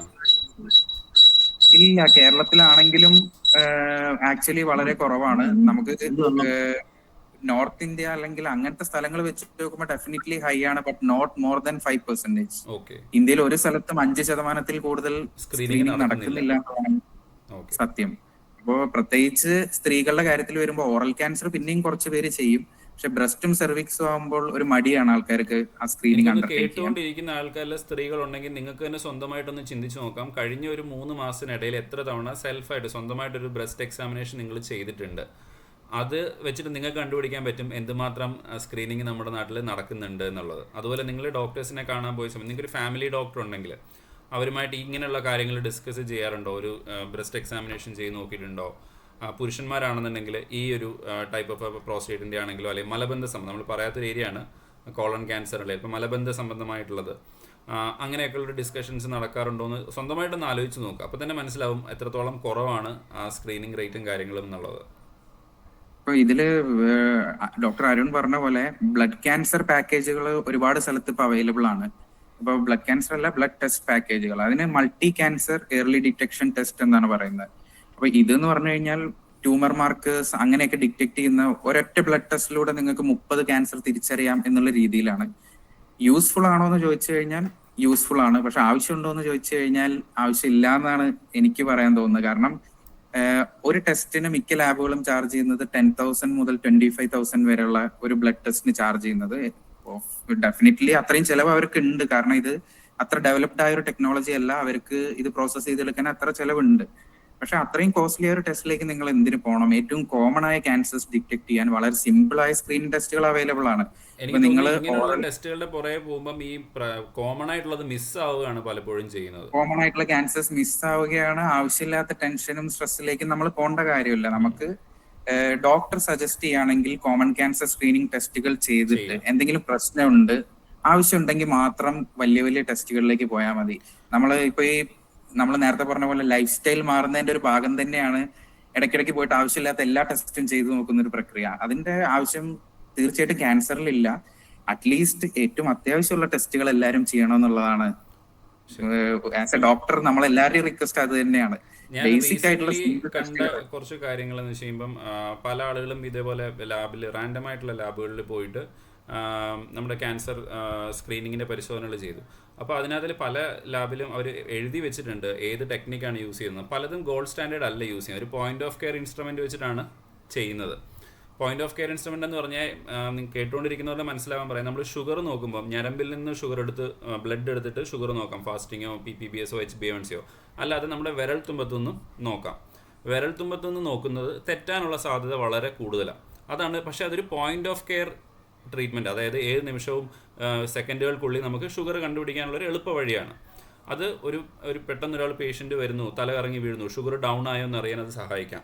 അല്ലെങ്കിൽ ഒരാളുടെ പെട്ടെന്ന് ശനിയായിട്ടോ മറ്റെന്തെങ്കിലും വരുന്നു, ഷുഗർ ഡൗൺ ആയതാണോ അല്ലെങ്കിൽ ഷുഗർ ഒരുപാട് കൂടുതലാണോ എന്ന് പെട്ടെന്ന് മനസ്സിലാക്കാൻ അത് സഹായിക്കും. പക്ഷേ കൃത്യമായിട്ട് ഷുഗറിന് ഏത് മരുന്ന് കൊടുക്കണം, എങ്ങനെ ചെയ്യണം, എന്ത് ചെയ്യണമെന്ന് ഉള്ള ഡിസിഷൻ എടുക്കാൻ ഒരിക്കലും ആ ഒരു വിരൽത്തുമ്പിൽ നിന്ന് റാൻഡമായിട്ടൊരു ഷുഗർ നോക്കുന്നത് കൊണ്ട് നമുക്ക് പറയാൻ പറ്റില്ല. അതേപോലെ ഈ ക്യാൻസറിൻ്റെ പരിശോധനകൾ ഒരുപാടുണ്ടെങ്കിലും അതിൻ്റെയൊക്കെ കറക്റ്റായിട്ടുള്ള പരിശോധന കറക്റ്റായിട്ടുള്ള രീതിയിലായിരിക്കണമെന്നില്ല പലതും ചെയ്യുന്നത്. പല ലാബുകളും ഒരു പേരിന്, എല്ലാവർക്കും ഒരു ക്യാൻസർ സ്ക്രീനിങ് വേണം എന്നുള്ളതുകൊണ്ട് പേരിന് പോയിന്റ് ഓഫ് കെയർ ഇൻസ്ട്രുമെൻറ്റ്സ്, വളരെ സിമ്പിളായിട്ടുള്ള കാട്രിഡ്ജ് ബേസ്ഡ് ആയിട്ടുള്ള ഇൻസ്ട്രുമെൻറ്റ്സ് വെച്ചിട്ട് ഇത് ചെയ്യാറുണ്ട്. അപ്പോൾ അങ്ങനെ ചെയ്യുമ്പോൾ ഒരു ചില കേസിൽ വളരെ നെഗറ്റീവായിട്ട് വരേണ്ടത് പോസിറ്റീവ് എന്നുള്ള രീതിയിൽ കാണും. പല കേസുകളിലും നമുക്കൊരു സംശയമുള്ളത് നെഗറ്റീവ് എന്നുള്ളത്. ഇപ്പോൾ ഫോൾസ് പോസിറ്റീവും ഫോൾസ് നെഗറ്റീവ് റിസൾട്ടും വരുന്നതാണ്. അപ്പം ഒറ്റ വാക്കിൽ പറഞ്ഞു കഴിഞ്ഞാൽ അനാവശ്യമായിട്ട് ഇത് ചെയ്യാതിരിക്കുക. ഇനി അഥവാ ചെയ്യണമെങ്കിൽ കൺസൾട്ട് യുവർ ഡോക്ടർ. നിങ്ങളുടെ ഫാമിലി ഹിസ്റ്ററിയും നിങ്ങളുടെ എല്ലാ കാര്യങ്ങളും സംസാരിച്ച് എന്താണോ വേണ്ടത് അത് മാത്രം പരിശോധിക്കുക, അല്ലേ ഡോക്ടർ? അതാണ്, ആവശ്യമുള്ള ടെസ്റ്റുകൾ മാത്രം ചെയ്താൽ മതി. പിന്നെ സിമ്പിളായിട്ട് നമുക്ക് ചെയ്യാൻ പറ്റുന്ന ടെസ്റ്റുകൾ ഓൾറെഡി അവൈലബിൾ ആയിട്ടുള്ളപ്പോൾ നമ്മൾ ഫാൻസി ആയിട്ടുള്ള ടെസ്റ്റുകൾക്ക് പിന്നാലെ അനാവശ്യമായിട്ട് പോവാതിരിക്കുന്നതാണ് എപ്പോഴും നല്ലത്. ഓക്കെ, നമ്മൾ മിസ് ചെയ്തൊരു കാര്യം ആ കോളോൺ ക്യാൻസറിൻ്റെ ഒന്ന് സംസാരിക്കുകയാണ്. അപ്പം കോൺസ്റ്റിപ്പേഷൻ അല്ലെ മലബന്ധം എന്ന് പറഞ്ഞത് വളരെ കോമൺ ആയിട്ട് ഒരുപാട് ആളുകളിൽ കാണുന്നുണ്ട്.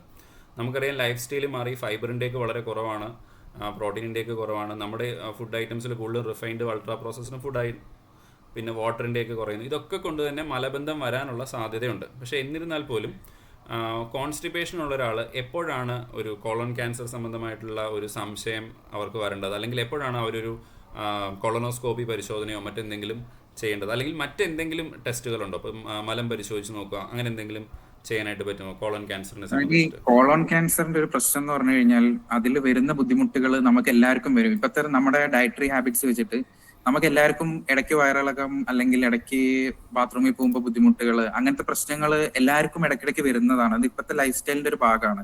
അതുകൊണ്ട് തന്നെ ഇതിൽ ഏത് കോളോൺ ക്യാൻസറിൻ്റെതായ സിംറ്റംസ് ആണോ അല്ലേ എന്ന് സ്പെസിഫിക്കലി നമുക്ക് പോയിന്റ് ഔട്ട് ചെയ്യാൻ പലപ്പോഴും പേഷ്യൻസിനും ആ ബുദ്ധിമുട്ടുകളുടെ സമയത്ത് മനസ്സിലാവില്ല. പിന്നെ പൈൽസ് പോലുള്ള അസുഖങ്ങൾ, ഇതിലൊക്കെ കാണുന്ന കോമൺ ആയിട്ടുള്ള പല പ്രശ്നങ്ങളുമാണ് കോളോൺ ക്യാൻസറിലും കാണുന്നത്. അപ്പൊ അതുകൊണ്ട് തന്നെ പേഷ്യൻസ് യൂഷ്വലി ഡോക്ടറെ കാണാനൊന്നും മടിക്കും, ലേറ്റ് സ്റ്റേജിലായിരിക്കും വരിക. അതാണ് ഇതിന്റെ ഏറ്റവും വലിയ പ്രശ്നങ്ങളിലൊന്ന്. പിന്നെ കോമൺ ആയിട്ട് നമുക്ക് നോക്കാൻ പറ്റുന്ന ഒരു സിമ്പിൾ ടെസ്റ്റ് എന്ന് പറയുന്നത്, നമുക്ക് മലത്തിനകത്ത് ഈ ബ്ലഡ് ഉണ്ടോ എന്ന് നോക്കാൻ സിമ്പിൾ ആയിട്ടുള്ള FIT FOBT എന്നൊക്കെ പറഞ്ഞുള്ള ടെസ്റ്റുകൾ ഉണ്ട്. സിഗ്മോയിഡോസ്കോപ്പി, കൊളോണോസ്കോപ്പി ഒക്കെയാണ് ഹയർ ലെവൽ ഓഫ് ടെസ്റ്റ്. പക്ഷെ സ്ക്രീനിങ്ങിന് നമ്മൾ എപ്പോഴും ഈ മലത്തിനകത്ത് ബ്ലഡ് ഉണ്ടോ എന്ന് നോക്കുന്ന സിമ്പിൾ ആയിട്ടുള്ള ടെസ്റ്റുകൾ യൂസ് ചെയ്താൽ മതി. അത് നിങ്ങൾക്ക് അങ്ങനെ എന്തെങ്കിലും ബുദ്ധിമുട്ടുകൾ റിപ്പീറ്റഡ് ആയിട്ടുണ്ടെങ്കിൽ, ഇപ്പൊ കുറച്ചു കാലമായിട്ട് അങ്ങനത്തെ ബുദ്ധിമുട്ടുണ്ട്, നിങ്ങളുടെ വെയിറ്റ് കുറഞ്ഞു വരുന്നുണ്ട്, നിങ്ങൾക്ക് ഫാമിലിയിൽ ആർക്കെങ്കിലും ക്യാൻസറിന്റെ ഹിസ്റ്ററി ഉണ്ട്, അങ്ങനെ എന്തെങ്കിലുമൊക്കെ ഉണ്ടെങ്കിൽ നിങ്ങൾ അപ്പൊ ഡോക്ടറെ കണ്ടാൽ ഡോക്ടർ ആദ്യം ഈ ടെസ്റ്റ് ചെയ്യും. ഈ FIT FOBT എന്ന് പറയുന്ന ടെസ്റ്റുകൾ ചെയ്തിട്ട് ആവശ്യമുണ്ടെങ്കിൽ മാത്രം കൊളോണോസ്കോപ്പി, സിഗ്മോയിഡോസ്കോപ്പി ചെയ്താൽ മതി. അല്ലാതെ ബാത്റൂമിൽ പോകുമ്പോൾ രക്തമുണ്ട് അല്ലെങ്കിൽ ബാത്റൂമിൽ പോകാൻ ബുദ്ധിമുട്ടുണ്ടെന്ന് പറയുമ്പോൾ നേരെ പോയിട്ട് ഒരു കൊളോണോസ്കോപ്പി അല്ലെങ്കിൽ സിഗ്മോയിഡോസ്കോപ്പി ചെയ്ത് ആ റിപ്പോർട്ടുമായിട്ടല്ല ഡോക്ടറുടെ അടുത്തേക്ക് വരേണ്ടത്. നമ്മൾ സ്റ്റെപ്പ് ബൈ സ്റ്റെപ്പ് ആയിട്ട്. ഏറ്റവും കൂടുതൽ ആളുകൾ കാണുന്നത്, ഡോക്ടർ എനിക്കൊരു ക്ഷീണം ഉണ്ടായിരുന്നു, ഞാൻ കുറച്ച് ബ്ലഡ് ടെസ്റ്റ് ചെയ്തിട്ടുണ്ട്, ഇതൊന്ന് നോക്കിക്കേ എന്ന് പറഞ്ഞിട്ടാണ് വരുന്നത്. അല്ലാതെ അവരൊരു ഹിസ്റ്ററി സംസാരിക്കുകയോ ഒന്നുമല്ല, കൂടുതലും പരിശോധിച്ച റിപ്പോർട്ട്. അപ്പോൾ അവിടെ അൺനെസസറി ആയിട്ടുള്ള പലതും പരിശോധിച്ചിട്ടുണ്ടാവും, വേണ്ടത് മിസ്സായി. ഇപ്പോൾ ഇന്ന് വളരെ സിമ്പിളായിട്ട് പറയാം, ക്ഷീണമായിട്ടുള്ളൊരു പേഷ്യൻറ്റ് ഷുഗറും കൊളസ്ട്രോളും നോക്കിയിട്ട് എന്നെ കാണാൻ വന്നു. അപ്പോൾ ഞാൻ അവരോട് പറഞ്ഞു, നിങ്ങൾക്ക് നോക്കുമ്പോൾ തന്നെ പാലറുണ്ട്, അല്ലെങ്കിൽ കണ്ണ് നോക്കുമ്പോൾ തന്നെ രക്തക്കുറവുണ്ട്, അപ്പോൾ ഹീമോഗ്ലോബിൻ നോക്കിയെന്ന് ചോദിച്ചപ്പം ഹീമോഗ്ലോബിൻ ഞാൻ ഒരു 6 മാസം മുമ്പ് നോക്കിയതാണ്, അന്ന് കുഴപ്പമൊന്നും ഉണ്ടായിരുന്നില്ല. അപ്പോൾ ആ സ്ത്രീയെ സംബന്ധിച്ച് ഏറ്റവും അത്യാവശ്യമായിട്ട് ചെയ്യേണ്ട 20 രൂപ അല്ലെങ്കിൽ 30 രൂപ വരുന്ന ഹീമോഗ്ലോബിൻ എന്ന് പറഞ്ഞാൽ മാത്രം ഒരു പരിശോധനയാണ്. അനീമിക്കാണ്. അവരുടെ ലക്ഷണം സംസാരിച്ചപ്പം പൈക്കയുണ്ട്, അതായത് അരിയൊക്കെ എടുത്ത് കഴിക്കുന്നു, ലക്ഷണങ്ങളെല്ലാം ഉണ്ട്. ഒരു സിമ്പിൾ അയൺ ടാബ്ലറ്റിൽ മാറാവുന്ന കാര്യമായിരുന്നു അവർക്ക്. പക്ഷേ എനിക്ക് തോന്നുന്നു ഒരു ഫാസ്റ്റിംഗ്, ഡീറ്റെയിൽ ലിപ്പിഡ് പ്രൊഫൈലും അങ്ങനെയുള്ള കാര്യങ്ങൾ ഒരു 500 രൂപയുടെ ടെസ്റ്റ് ചെയ്തിട്ടാണ് വന്നത്. അപ്പോൾ അവരോട് ഞാൻ ഈ Hbയും കൂടെ നോക്കാമെന്ന് പറഞ്ഞപ്പം ദേ വെർ നോട്ട് വില്ലിങ്. അപ്പം ഓൾറെഡി നമ്മൾ തന്നെ മനസ്സിൽ എന്തൊക്കെയോ ധരിച്ചു വെച്ചിട്ട് അതനുസരിച്ചിട്ട് പരിശോധനകൾ ചെയ്യുക. അത് മാറ്റി ഇതിന് കൃത്യമായിട്ടുള്ള ഗൈഡ് ലൈൻസ് പബ്ലിക് പൊതുജനങ്ങൾക്ക് വേണ്ടിയിട്ടുണ്ട്. അത് ഗവൺമെൻറ്റിൻ്റെ സൈഡിൽ നിന്നുണ്ട്, അല്ലാതെ ഗവൺമെൻറ് സൈഡിൽ നിന്ന് ഇല്ലാത്തതിനെ ആഡ് ഓൺ ചെയ്യാൻ വേണ്ടി ഇവിടെ സൊസൈറ്റീസ് ഉണ്ട്, റിസർച്ചുകൾ പഠനങ്ങൾ നടക്കുന്നുണ്ട്. ആ പഠനത്തിൻ്റെ ബേസിൽ ഗൈഡ് ലൈൻസ് വരുന്നുണ്ട്. അപ്പോൾ അതനുസരിച്ചിട്ട് ചെയ്യുന്നതായിരിക്കും ഏറ്റവും നല്ലത്. ഇതിന്റെ കൂടെ സിമ്പിൾ ആയിട്ടൊരു പോയിന്റ് പറഞ്ഞു കഴിഞ്ഞാല്, ഇപ്പൊ നമ്മള് ഷുഗർ, ഇപ്പൊ എന്റെ അച്ഛനോ അമ്മയ്ക്കോ ഷുഗർ ഉണ്ടെന്ന് വിചാരിക്കും. ഒരു ബേസിക് മലയാളി ചെയ്യുന്ന ഒരു കാര്യമാണ്, ഒരു 30 വയസ്സ് കഴിയുമ്പോൾ തൊട്ടിട്ട് നമുക്ക് ഷുഗറിൻ്റെതായ പ്രശ്നങ്ങളൊന്നും ഇല്ലെങ്കിൽ ഒരു 6 മാസം കൂടുമ്പോൾ നമ്മളൊന്ന് ചെക്ക് ചെയ്യും. ഇനി അഥവാ ഷുഗർ ഉണ്ടെങ്കിൽ നമുക്ക് നേരത്തെ ട്രീറ്റ്മെന്റ് ചെയ്യാലോ എന്ന്. അപ്പോ ആ ഒരു ഷുഗറിനെ നേരിടാൻ കാണിക്കുന്ന ഒരു ധൈര്യം ആക്ച്വലി നമ്മൾ ക്യാൻസറിനെ നേരിടാനും കാണിക്കണം. തീർച്ചയായിട്ടും നേരത്തെ ഡിറ്റക്ട് ചെയ്താൽ നമുക്ക് പെട്ടെന്ന് ട്രീറ്റ് ചെയ്യാനും വെൽ മാനേജ് ചെയ്യാനും പറ്റുന്ന ഒരു അസുഖമാണ് ക്യാൻസറും. അപ്പൊ ഇതേപോലെ നിങ്ങൾ ഈ ഷുഗർ ചെക്ക് ചെയ്യുന്ന പോലെ, വീട്ടിൽ BP ചെക്ക് ചെയ്യുന്ന പോലെ സിമ്പിൾ ആയിട്ടുള്ള ടെസ്റ്റുകളാണ് നമ്മൾ സജസ്റ്റ് ചെയ്യുന്നത്. അത് ചെയ്ത് നിങ്ങൾ എന്താ പറയാ, നമ്മൾ കോവിഡ് കാലത്ത് പറഞ്ഞിരുന്ന പോലെ ഭയം വേണ്ട, ജാഗ്രത മതി എന്നാണ് ആക്ച്വലി ക്യാൻസറിനെ പറ്റി നമുക്ക് പറയാനുള്ളത്. ഓക്കെ. ഇപ്പോൾ നമ്മൾ ഏകദേശം ഒരുവിധം ആളുകൾ അറിഞ്ഞിരിക്കേണ്ട ജനറൽ ടോപ്പിക്സ് എല്ലാം സംസാരിച്ചിട്ടുണ്ട്. Rarest of the rare cancer, കണ്ടുപിടിച്ചാലും ചികിത്സയില്ലാത്ത ക്യാൻസർ, ഇതിനെക്കുറിച്ചൊന്നുമല്ല നമ്മൾ പറയുന്നത്. അപ്പോൾ അതിൻ്റെ ഒരു സാരാംശം എന്ന് പറഞ്ഞാൽ, ഒറ്റ ഒരു ബ്ലഡ് ടെസ്റ്റ് ചെയ്ത് ഒരു പ്രത്യേക സാധനം ചെയ്തിട്ട് ശരീരത്തിൽ മുഴുവൻ എന്തെങ്കിലും ക്യാൻസറിൻ്റെ സാധ്യതയുണ്ടോ എന്ന് കണ്ടുപിടിക്കാൻ ഒരു മാർഗം ഇന്ന് നിലവിൽ ഇല്ല. ക്യാൻസർ വരുന്നത് ഒരു ജീവിതശൈലി അടക്കമുള്ള പല ഫാക്ടേഴ്സും കാരണമാണ്. ഒരു പ്രത്യേക ഒരു സാധനം കൊണ്ട് അല്ലെങ്കിൽ പ്രത്യേക ഒരു കാര്യം കൊണ്ട് ക്യാൻസർ വരികയോ, പ്രത്യേക ഒരു സംഭവം നിങ്ങൾ കഴിച്ചു അല്ലെങ്കിൽ ഇന്നത് ചെയ്തു എന്നുകൊണ്ട് ക്യാൻസർ വരാതിരിക്കുകയോ ചെയ്യുന്നില്ല. എപ്പോഴും ഒരു ഗ്രൂപ്പിൻ്റെയാണ്. അപ്പം പ്രൊട്ടക്റ്റീവ് ഫുഡുണ്ട്, നമുക്ക് ഫൈബർ അടങ്ങിയ ഭക്ഷണം, കുറേ പ്രൊട്ടക്റ്റീവ് ഫുഡുണ്ട്. അതുപോലെ തന്നെ റിസ്ക് കൂടുന്ന ചില ഭക്ഷണമുണ്ട്. അപ്പോൾ ഈ ഒരു കോമ്പിനേഷനിലാണ് ഈ പറഞ്ഞ രോഗങ്ങൾ വരുന്നതും അല്ലാത്തതും. പല രോഗങ്ങൾക്കും രോഗം വരുന്നതിന് മുൻപേ തന്നെ കണ്ടുപിടിക്കാനുള്ള സാധ്യതകളുണ്ട്, അല്ലെങ്കിൽ പ്രീ ക്യാൻസറസ് ആയിട്ടുള്ള ചില ലക്ഷണങ്ങൾ നമ്മൾ കാണിച്ചു തരും. അത് ഐഡൻറ്റിഫൈ ചെയ്യുക.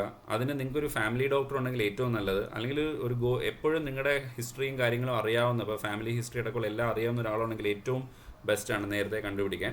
പിന്നെ പബ്ലിക്, പൊതുജനങ്ങൾക്ക് ഏറ്റവും കൂടുതൽ പ്രശ്നം വരുന്ന ഈ പറഞ്ഞ ക്യാൻസറുകൾ മിസ്സാവരുത്. നിങ്ങൾ റെയർ കാര്യങ്ങളുടെയോ നിങ്ങളുടെ ഒരുപാട് പൈസ ഉണ്ടെങ്കിലോ സൗകര്യം ഉണ്ടെങ്കിലോ അതനുസരിച്ചിട്ട് പോവാം, പക്ഷേ ഒരിക്കലും കോമൺ ആയിട്ടുള്ള കാര്യങ്ങൾ മിസ്സാവരുത്. അപ്പോൾ ഒരു സമ്മിങ് അപ്പ് ഒരു 1 hour ആയിട്ടുണ്ട്. നമ്മൾ പറഞ്ഞതുപോലെ ഒന്ന് വൈൻഡപ്പ് ചെയ്യാൻ വേണ്ടിയിട്ട് കുറേ ആളുകൾ ലേറ്റായിട്ട് ജോയിൻ ചെയ്തിട്ടുണ്ട്. അപ്പോൾ അതുകൊണ്ട് ഡോക്ടർ ഹരിയുടെ അടുത്ത് ഒന്നുകൂടെ ഞാൻ ചോദിക്കുകയാണ്, നമ്മൾ മെയിനായിട്ട് സ്ക്രീൻ ചെയ്യേണ്ട ക്യാൻസറുകൾ ഏതൊക്കെയാണ്, ഒരു നട്ട് ഷെല്ലിൽ പെട്ടെന്ന് അതിൻ്റെ സ്ക്രീനിങ് എന്തൊക്കെയാണെന്നൊന്ന് പറഞ്ഞിട്ട് നമുക്ക് ഈ ഒരു സെഷൻ വൈൻഡപ്പ് ചെയ്യാം. സോ ബേസിക് ആയിട്ട് നമ്മൾ മനസ്സിലാക്കേണ്ടത്, ഇന്ത്യയിലുള്ള ക്യാൻസറിലെ 50% ഏറ്റവും കോമൺ ആയിട്ടുള്ള കുറച്ച് ക്യാൻസേഴ്സ് കാരണം ഉണ്ടാവുന്നത്. അതുകൊണ്ട് പ്രിവെൻഷൻ എന്ന് പറയുമ്പോൾ നമ്മൾ കൂടുതലും അതിൽ വേണം ഫോക്കസ് ചെയ്യാൻ. പർട്ടിക്കുലർലി ഓറൽ ക്യാൻസർ, അതായത് വായിൽ വരുന്ന ക്യാൻസർ, ബ്രസ്റ്റ് ക്യാൻസർ, സ്തനാർബുദം, പിന്നെ cervical cancer. Oral cancer testing വളരെ സിമ്പിൾ ആണ്, 2 മിനിറ്റ് പോലും എടുക്കില്ല. ഒരു ഐസ്ക്രീം സ്റ്റിക്കും ടോർച്ച് ഉപയോഗിച്ച് ഒരു ഡോക്ടർ നിങ്ങളെ 2 മിനിറ്റ് കൊണ്ട് സിസ്റ്റമാറ്റിക് ആയിട്ട് എല്ലാ സ്ഥലത്തും നോക്കും ക്യാൻസറിൻ്റെതായ എന്തെങ്കിലും മാറ്റങ്ങൾ വന്നു തുടങ്ങിയിട്ടുണ്ടോ എന്നുള്ളത്. അത് ഓറൽ ക്യാൻസർ സ്ക്രീനിങ്ങിന്റെ ടെസ്റ്റിംഗ്. പിന്നെ ബ്രസ്റ്റ് ക്യാൻസർ സ്ക്രീനിങ്ങിന് തീർച്ചയായിട്ടും clinical breast examination, doctor examine ചെയ്ത് നോക്കും എന്തെങ്കിലും മുഴയോ നിപ്പിളിൽ ഡിസ്ചാർജോ സ്കിന്നിൽ ചേഞ്ചസോ അങ്ങനെ എന്തെങ്കിലും മാറ്റങ്ങൾ ഉണ്ടോ എന്ന് ഡോക്ടർ പരിശോധിക്കും. എല്ലാ മാസവും സ്ത്രീകള് മാസത്തിൽ ഒരു ദിവസം ഫിക്സ് ചെയ്തിട്ട് സ്വന്തമായിട്ട് പരിശോധിക്കുക, അത് ഭയങ്കര പ്രധാനമാണ്. പിന്നെ ഒരു ബേസ് ലൈൻ മാമോഗ്രാഫി എല്ലാവരും ചെയ്യുക. അത് കഴിഞ്ഞിട്ട് ആവശ്യമുണ്ടെങ്കിൽ ഡോക്ടർ സജസ്റ്റ് ചെയ്യുകയാണെങ്കിൽ റിപ്പീറ്റഡ് ആയിട്ട് മാമോഗ്രാഫി ചെയ്യുക. ഇതിൽ നമ്മൾ ശ്രദ്ധിക്കേണ്ടത്, ഈ മാമോഗ്രാഫിയിൽ അടിക്കുന്ന റേഡിയേഷനും ബ്രസ്റ്റ് ക്യാൻസർ ഉണ്ടാക്കാനുള്ള ഒരു റിസ്ക് ആണ്. അപ്പൊ ആവശ്യമില്ലാതെ എപ്പോഴും പോയിട്ട് മാമോഗ്രാഫി ചെയ്യരുത്. ഡോക്ടർ പറയുന്നതിനനുസരിച്ച് ആവശ്യമുള്ള ഇന്റർവെല്ലിൽ മാമോഗ്രാഫി ചെയ്യാം. പിന്നെ സെർവിക്കൽ ക്യാൻസർ സ്ക്രീനിങ്, ഇതിന് Pap smear test, HPV test, VAA test എന്ന് പറഞ്ഞ 3 ടെസ്റ്റ് ഉണ്ട്. ഏറ്റവും ഐഡിയൽ ടെസ്റ്റ് HPV ടെസ്റ്റ് ആണ്. പക്ഷേ അതിന്റെ കോസ്റ്റ് ഭയങ്കര ഹൈ ആയതുകൊണ്ടും എല്ലായിടത്തും അവൈലബിൾ ആവില്ല എന്നുള്ളതുകൊണ്ടും ഇന്ത്യൻ ഗവൺമെന്റ് സജസ്റ്റ് ചെയ്യുന്നത് വിഷ്വൽ ഇൻസ്പെക്ഷൻ വിത്ത് അസറ്റിക് ആസിഡ് എന്ന് പറയുന്ന ടെസ്റ്റ് ആണ്. വളരെ സിമ്പിളായ, കോസ്റ്റ് എഫക്റ്റീവായ, വളരെ ലഘുവായിട്ടുള്ള ഒരു ടെസ്റ്റ് ആണ്. അപ്പോൾ ഇതൊക്കെയാണ് ബേസിക് ആയിട്ട് നമ്മൾ ചെയ്യേണ്ട ക്യാൻസർ സ്ക്രീനിങ്. ഇതിന് പുറമെ നമ്മൾ കോമൺ ആയിട്ട് ചെയ്യേണ്ട കുറച്ച് കാര്യങ്ങളുണ്ട്. എല്ലാ ക്യാൻസറിനെയും പ്രിവെന്റ് ചെയ്യാൻ നമുക്ക് ചെയ്യാൻ പറ്റുന്ന കീ സ്റ്റെപ്പ് എന്ന് പറയുന്നത് ലൈഫ് സ്റ്റൈൽ തന്നെയാണ്. അപ്പൊ ഫുഡിൽ നമ്മൾ ഫോക്കസ് ചെയ്യുക. ഫുഡ്, നമ്മുടെ പ്ലേറ്റ് എപ്പോഴും ഒരു റെയിൻബോ പോലെ ഇരിക്കണം എന്നാ പറയാ. അതായത് നമ്മൾ മലയാളികൾ കഴിക്കുമ്പോൾ പകുതി പ്ലേറ്റും ചോറാണ്, വെള്ള കളറിലിരിക്കും. അങ്ങനെയല്ല, കുറച്ച് ചോറ്, ഫ്രൂട്ട്സ്, വെജിറ്റബിൾസ്, പ്രോട്ടീൻ, അങ്ങനെ എല്ലാം അടങ്ങുന്ന ഒരു ബാലൻസ്ഡ് ബാലൻസ്ഡ് ഡയറ്റിലേക്ക് ആയിട്ടുള്ള ഒരു ഡയറ്റ്. മാക്സിമം ഷിഫ്റ്റ് ചെയ്യാൻ ശ്രമിക്കുക. പിന്നെ ഫിസിക്കൽ ആക്ടിവിറ്റി കുറഞ്ഞുകൊണ്ട് വരികയാണ്. ഇപ്പോൾ നമ്മൾ സ്ത്രീകളോട് ചോദിച്ചാൽ പറയും ഞങ്ങൾ വീട്ടിലെ പണി ചെയ്യുന്നുണ്ടല്ലോ, പിന്നെ ഫിസിക്കൽ ആക്ടിവിറ്റി വേണമെന്ന്. പക്ഷെ ഫിസിക്കൽ ആക്ടിവിറ്റി വേണം. നിങ്ങൾ എന്ത് വർക്കാണ് ചെയ്യുന്നതെങ്കിലും ആ വർക്കിന് പുറമെ ഒരു 150 മിനിറ്റ്സ് ഓഫ് ഫിസിക്കൽ ആക്ടിവിറ്റി എല്ലാ വീക്കിലും ചെയ്യണം. ഒരാഴ്ച 150 മിനിറ്റ് മിനിമം. അതിപ്പോ എല്ലാവർക്കും എന്നും സമയം ഉണ്ടായിക്കൊള്ളുന്നില്ല. എക്സസൈസ് ചെയ്താലും ഈ പല ക്യാൻസറും വരാനുള്ള സാധ്യത കുറയുകയാണ് അവിടെ, അല്ലേ? എക്സസൈസ് ചെയ്യുമ്പോൾ ക്യാൻസർ വരാനുള്ള ചാൻസ്, അതായത് ഇതെല്ലാം ഇപ്പൊ നേരത്തെ പറഞ്ഞ പോലെ അസോസിയേഷൻ ആണ്. എക്സസൈസ് ചെയ്യുമ്പോൾ നമ്മുടെ ബോഡി വെയിറ്റ് വെൽ മെയിൻറ്റൈൻഡ് ആണ്, ഒബീസിറ്റി കുറയുന്നു. ഒബീസിറ്റി കാരണം ഏകദേശം 10ഓളം ക്യാൻസേഴ്സ് വരാം. അപ്പൊ ആ ക്യാൻസേഴ്സിന്റെ റിസ്ക് ഓട്ടോമാറ്റിക്കലി കുറയുന്നു. തീർച്ചയായിട്ടും. അപ്പോൾ എക്സസൈസ് ചെയ്ത് ഹെൽത്തി ആയിട്ട് ഇരിക്കുക എന്നുള്ളത് അടുത്ത ഏറ്റവും പ്രധാനപ്പെട്ട കാര്യം. പിന്നെ ലോകാരോഗ്യ സംഘടന മുതൽ എല്ലാവരും പറയുന്ന ഏറ്റവും പ്രധാനപ്പെട്ട കാര്യം മദ്യപാനവും പുകവലിയും. മലയാളികള് ഓരോ ഓണത്തിനും വിഷുവിനും റെക്കോർഡ് തിരുത്തി കുറിക്കാൻ മത്സരിക്കുന്നവരാണ്. പിന്നെ മാസത്തിൽ ഒരിക്കലേ സിഗരറ്റ് വലിക്കുള്ളൂ, വർഷത്തിൽ 1-2 തവണ കള്ളു കുടിക്കുള്ളൂ എന്ന് പറയുന്നതിലൊന്നും ഒരർത്ഥവും ഇല്ല. നമ്മളുടെ അടുത്ത് 2 മാസം സിഗരറ്റ് ഉപയോഗിച്ച് ക്യാൻസർ ആയിട്ട് വന്നവരുണ്ട്, 20 വർഷം കഴിഞ്ഞ് ക്യാൻസർ വരാത്തവരും ഉണ്ട്. അപ്പൊ അതില് there is no safe limit. ചിലർക്ക് 2 മാസം വളരെ കുറച്ച് മതിയാവും. ചിലർക്ക് സെക്കൻഡ് ഹാൻഡ് സ്മോക്കിംഗ്, സിഗരറ്റ് വലിക്കുന്നവരുടെ കൂടെ ഇരുന്നിട്ട് ക്യാൻസർ വരുന്നവരുണ്ട്. അപ്പോ സിഗരറ്റും മദ്യപാനം എന്ന് പറയുന്നത്, ടൊബാക്കോ പ്രൊഡക്ട്സ് ആൻഡ് ആൽക്കഹോൾ എന്ന് പറയുന്നത് നോ സേഫ് ലെവൽ, കംപ്ലീറ്റ് ആയിട്ട് അവോയ്ഡ് ചെയ്യണം. ഇതാണ് ഏറ്റവും മെയിൻ റീസൺ. ടൊബാക്കോയുടെ മിക്കവാറും ആളുകൾക്ക് അറിയാം, അതിന്റെ കവറിൽ എഴുതി വെച്ചിട്ടുണ്ട്. പക്ഷെ ആൽക്കഹോളിന് ഇപ്പോഴും തെറ്റിദ്ധാരണയുണ്ട്. കുറച്ച് ഡെയിലി ഉപയോഗിക്കുന്നത് നല്ലതാണ്. ഇപ്പൊ ഈ അടുത്തും സോഷ്യൽ മീഡിയ കണ്ടിരുന്നു, ചെറിയ എമൗണ്ടിൽ അത് ഔഷധമാണത്രേ. ഒരു നോ എമൗണ്ട് ഓഫ് ഇത് എന്ന് പറഞ്ഞു കഴിഞ്ഞാല് സോഷ്യൽ മീഡിയയുടെ ഒരു മോശം വശമായിട്ട് വേണം പറയാൻ. കാരണം ലോകാരോഗ്യ സംഘടന ഇപ്പൊ ഇറക്കിയ ഒരു ഡീറ്റെയിൽ റിപ്പോർട്ട് തന്നെ ഉണ്ട്. എത്ര മിനിമൽ എമൗണ്ടിൽ ആൽക്കഹോൾ എടുത്താലും നിങ്ങൾക്ക് ക്യാൻസർ വരാനുള്ള സാധ്യത കൂടുതലാണ്. പല സ്റ്റഡീസും മാനിപ്പുലേറ്റഡ് ആണ്. ഇപ്പോ ആൽക്കഹോൾ കമ്പനീസ് സ്പോൺസർ ചെയ്ത് ചെയ്യുന്ന സ്റ്റഡീസിൽ ചിലപ്പോൾ പറയും വീക്കിലി വൺസ് കുടിച്ചവർക്ക് ഹാർട്ട് അറ്റാക്കിന്റെ റേറ്റ് കുറവാണെന്ന്. പക്ഷെ ആ സ്റ്റഡിയെ പറ്റി നമ്മൾ ഡീറ്റെയിൽ ആയിട്ട് അന്വേഷിച്ചാലാണ് അതിന്റെ ഉള്ളിലുള്ള ബാക്കി പോരായ്മകൾ നമ്മൾ കാണുക. ഇതൊക്കെ funded studies and social media propagandas ആണ്. അപ്പൊ നമ്മൾ എപ്പോഴും ഹെൽത്തിനെ പറ്റി അന്വേഷിക്കുമ്പോൾ ഈ മിനിസ്ട്രി ഓഫ് ഹെൽത്ത് അല്ലെങ്കിൽ കേരള ഗവൺമെന്റ് ഹെൽത്തിന്റെ സോഫ്റ്റ്വെയർ, ഇപ്പോ ടാറ്റ, RCC പോലുള്ള ഫേമസ് ഹോസ്പിറ്റൽസ് അല്ലെങ്കിൽ ഇതുപോലെ പ്രിവെന്റീവ് ഹെൽത്ത് സെറ്റപ്സിൽ വർക്ക് ചെയ്യുന്ന ഒരുപാട് ക്ലിനിക്സ് വർക്ക് ചെയ്യുന്നുണ്ട്. നമുക്ക് റിലയബിൾ ആയിട്ടുള്ള ഡോക്ടേഴ്സ് പ്രൊവൈഡ് ചെയ്യുന്ന നല്ല സോഴ്സിനെ ഡിപ്പെൻഡ് ചെയ്യാം. എനിക്ക് തോന്നുന്നു പ്രിവെന്റീവ് മെഡിസിൻ അല്ലെങ്കിൽ അങ്ങനെ ഒരു സംഭവം ഉണ്ടെന്ന് പോലും പല ആളുകൾക്കും അറിയില്ല. അത് എന്ന് പറഞ്ഞു കഴിഞ്ഞാൽ you are never appreciated for things that never happen. അതായത് അസുഖം വരാത്തൊരു കാര്യത്തിന് നമുക്ക് ഒരിക്കലും അതിന്റെ അപ്രീസിയേഷൻ കിട്ടില്ല. കാരണം ഒരു ക്രിട്ടിക്കൽ സ്റ്റേജിലെത്തി അത് രക്ഷിക്കുന്നത് മാത്രമാണ് ഡോക്ടറുടെ ജോലി എന്നുള്ളതിന്റെ അപ്പുറത്തേക്ക് ഏറ്റവും ആദ്യം ഫോം ചെയ്ത ഒരു ബ്രാഞ്ചാണ് ആക്ച്വലി പ്രിവെന്റീവ് മെഡിസിൻ എന്ന് പറയുന്നത്. അസുഖം വരാതെ നോക്കാനാണ് ബേസിക്കലി സ്റ്റാർട്ടിങ്ങിൽ ഡോക്ടേഴ്സ് ഉണ്ടായത് തന്നെ. പക്ഷെ അത് നമുക്ക് നമ്മുടെ ഒരു ബാഡ് ലക്കാണ്. നമ്മുടെ സർവീസ് പ്രൊവൈഡ് ചെയ്യണമെങ്കിൽ നമ്മൾ ആദ്യം അവയർനെസ് ഉണ്ടാക്കണം, ഡിമാൻഡ് ജനറേറ്റ് ചെയ്യണം. അത് തീർച്ചയായിട്ടും ബോധവൽക്കരണത്തിലൂടെ നമ്മൾ ശ്രമിച്ചുകൊണ്ടിരിക്കുകയാണ്. പക്ഷേ വിൽ കീപ് ട്രൈയിങ്. നമുക്ക് ഏകദേശം നമ്മുടെ സമയം കഴിഞ്ഞിട്ടുണ്ട്. ഇപ്പം അറ്റൻഡ് ചെയ്ത ആർക്കെങ്കിലും എന്തെങ്കിലും ഇപ്പോൾ ചോദിക്കാനായിട്ടുണ്ടോ? ഒരു പേഴ്സണൽ അഡ്വൈസ് അല്ല, ജനറലായിട്ട് ഈ പറഞ്ഞ കാര്യങ്ങളിൽ നിന്ന് അഡീഷണൽ ആയിട്ട് എന്തെങ്കിലും ചോദിക്കാനുണ്ടെങ്കിൽ ഇപ്പോൾ ചോദിക്കാം. പ്രത്യേകിച്ചൊന്നും ഇല്ല. കൂടുതൽ വിശദമായിട്ടുള്ള കാര്യങ്ങളാണെങ്കിൽ മെയിലിൽ നിങ്ങൾക്ക് ചോദിക്കാവുന്നതാണ്. ഇപ്പം ചോദിക്കാൻ എന്തെങ്കിലും ഉണ്ടോ? സംശയങ്ങൾ എന്തെങ്കിലും ഉണ്ടെങ്കിൽ തീർച്ചയായിട്ടും ചോദിക്കാം.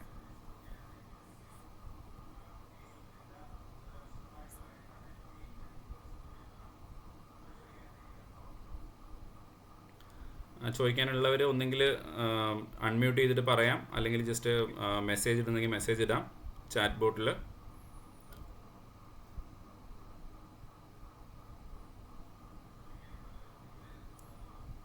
ഓക്കെ, പ്രത്യേകിച്ച് റെസ്പോൺസ് ഒന്നുമില്ല. Anyway, thank you so much doctor Hari. കാരണം അത്രയും ബിസിയാണെന്ന് അറിയാം. നമുക്ക് വേണ്ടി ഒരു 1 hour അല്ല അതിൽ കൂടുതലെടുത്തു നമുക്ക് വേണ്ടി ഇവിടെ തന്നതിന്. എനിക്ക് തോന്നുന്നു കൂടുതൽ പ്രിവെൻറ്റീവ് മെഡിസിൻ സെഷൻസ് വേണം. അതിപ്പം നമ്മൾ ജനറലായിട്ട് പറഞ്ഞതിന് പകരം ഓരോന്നിനെ സ്പെസിഫിക് ആയിട്ട് തന്നെ വേണം. നമ്മൾ ഒരുപാട് ക്ലാസ്സുകളും കാര്യങ്ങളും ഒക്കെ ഇപ്പോൾ ഡോക്ടേഴ്സിനും മെഡിക്കൽ പ്രൊഫഷണൽസിന് വേണ്ടിയിട്ട് നമ്മൾ എടുക്കാറുണ്ട്. പക്ഷേ ജനറൽ പബ്ലിക്കിന് വേണ്ടിയിട്ടല്ല. അവരെന്തറിയണം, അവരെന്ത് മനസ്സിലാക്കണം എന്നുള്ള കൂടുതൽ ക്ലാസ്സുകൾ വേണം. ഞാനിതൊരു ലൈവ് സ്ട്രീം കൂടി ഇട്ടിരുന്നു, പക്ഷേ അതെന്തോ ഒരു ടെക്നിക്കൽ എറർ കാരണം കംപ്ലീറ്റ് ആയില്ല. I am really sorry for that. പക്ഷേ ഇതിൻ്റെ റെക്കോർഡിംഗ് ഉണ്ട്, അത് ഞാൻ യൂട്യൂബിൽ അപ്ലോഡ് ചെയ്യും. അതിൻ്റെ ലിങ്ക് എല്ലാവർക്കും അയച്ചപ്പം ജനറൽ പബ്ലിക്കിന് അത് കേൾക്കാം. ആൻഡ് ഇതിൻ്റെ ഓഡിയോ റെക്കോർഡിങ് നമ്മൾ അതും ഒരു പോഡ്കാസ്റ്റായിട്ട് അപ്ഡേറ്റ് ചെയ്യുന്നുണ്ടാവും, അതും എല്ലാവർക്കും കേൾക്കാൻ പറ്റും. ഇത്രയും 25 പേര് 26 പേര് വന്നിട്ടുണ്ട്. And thank you so much. ഈ ഒരു വൈകുന്നേരം 1 മണിക്കൂർ 1.5 മണിക്കൂർ ഇത് കേൾക്കാനും മനസ്സിലാക്കാനും വേണ്ടി നിങ്ങൾ വന്നത്. ശരിക്കും കൃത്യമായിട്ടുള്ള നോളജ്, ആറ്റിറ്റ്യൂഡ് ആൻഡ് പ്രാക്ടീസ് എന്നാണ് നമ്മൾ പറയാം. ആദ്യം അറിവ് കൂട്ടുക, നമ്മൾ ഇതിനെക്കുറിച്ച് കൃത്യമായിട്ട് ബോധവാന്മാരാവുക. രണ്ടാമത്തെ സ്റ്റെപ്പാണ് നമ്മുടെ ആറ്റിറ്റ്യൂഡ് മാറ്റുക. ആവശ്യമില്ലാത്ത കാര്യങ്ങൾ മാറ്റിയിട്ട് ഒരു ആറ്റിറ്റ്യൂഡ് മാറ്റി അത് പ്രാക്ടീസ് ചെയ്ത് തുടങ്ങുക. അപ്പോൾ അതിന് ഞങ്ങളുടെ കൂടെ ഈ 25 പേര് ഇന്ന് ജോയിൻ ചെയ്തു. Thank you so much every one. എന്ത് സംശയം ഉണ്ടെങ്കിലും നിങ്ങൾക്ക് മെയിൽ അയക്കാം, അല്ലെങ്കിൽ ഞാനൊരു ഫീഡ്ബാക്ക് ലിങ്ക് ഇടും, അതിനകത്ത് നിങ്ങൾക്ക് ചോദിക്കാം. ഒരു പബ്ലിക് പ്ലാറ്റ്ഫോമിൽ പറഞ്ഞു തരാൻ പറ്റുന്ന കാര്യങ്ങൾ ഏതൊരു നമ്മുടെ പേജ് വഴിയോ അല്ലാതെയോ നമ്മൾ പറഞ്ഞു തരുന്നതായിരിക്കും. ഇനിയും ഇതേപോലെയുള്ള സെഷൻസ് ഉണ്ടാവും. ഇപ്പോൾ നിങ്ങൾക്ക് ഏതെങ്കിലും വിഷയത്തിനെക്കുറിച്ച് സംസാരിക്കണം എന്നുണ്ടെങ്കിൽ അത് ഡോക്ടർ ആവാം, ഇൻഷുറൻസ് റിലേറ്റഡ് ആയിട്ടുള്ളതാവാം, ഹെൽത്ത് കെയർ, മനുഷ്യൻ്റെ പൊതുജന ആരോഗ്യത്തിന് വേണ്ടി വരുന്ന ഏത് മേഖലയിലെ സ്റ്റേക്ക് ഹോൾഡേഴ്സുമായിട്ട് നമുക്ക് ഡിസ്കഷൻ നടത്താവുന്നതാണ്. നിങ്ങൾക്ക് വേണ്ട കാര്യങ്ങൾ, അല്ലാതെ എനിക്ക് അറിയാവുന്ന കാര്യങ്ങൾ പറയാനൊരു വേദിയല്ല ഞാൻ ഉദ്ദേശിക്കുന്നത്. നിങ്ങൾക്ക് വേണ്ട കാര്യങ്ങൾ മനസ്സിലാക്കിയെടുക്കാൻ വേണ്ടിയിട്ടൊരു വേദിയായിട്ടാണ് ഉദ്ദേശിക്കുന്നത്. അപ്പോൾ ജോയിൻ ചെയ്ത എല്ലാവർക്കും ഒരിക്കൽ കൂടി thank you so much. And thank you Hari for joining. 2 വീക്സിനുള്ളിൽ നമ്മൾ ഒരു നെക്സ്റ്റ് സെഷൻ എടുക്കുന്നുണ്ടാവും. അത് സ്ലീപ്പിനെ കുറിച്ചാണ്. എങ്ങനെയാണ് ഒരു സ്ലീപ്പ് ഹൈജീൻ മെയിൻറ്റെയിൻ ചെയ്യേണ്ടത്, സ്ലീപ്പ് റിലേറ്റഡ് എല്ലാ കാര്യങ്ങളും ആയിരിക്കും ഡിസ്കസ് ചെയ്യുക. ഇപ്പോൾ ഈ ജോയിൻ ചെയ്യൽ ആർക്കെങ്കിലും താല്പര്യമുണ്ടെങ്കിൽ യു ക്യാൻ ജോയിൻ ദാറ്റ്. കൂടുതൽ ആളുകളിലേക്ക് ഷെയർ ചെയ്യുക. ഇതുപോലത്തെ എവറി 2 വീക്സ് നമ്മൾ പബ്ലിക് ഹെൽത്ത് റിലേറ്റഡ് ഡിസ്കഷൻസും വീഡിയോസും ഒക്കെ ചെയ്യുന്നതായിരിക്കും റെഗുലറായിട്ട്. Thank you so much. Thank you every one. Good night. Thank you.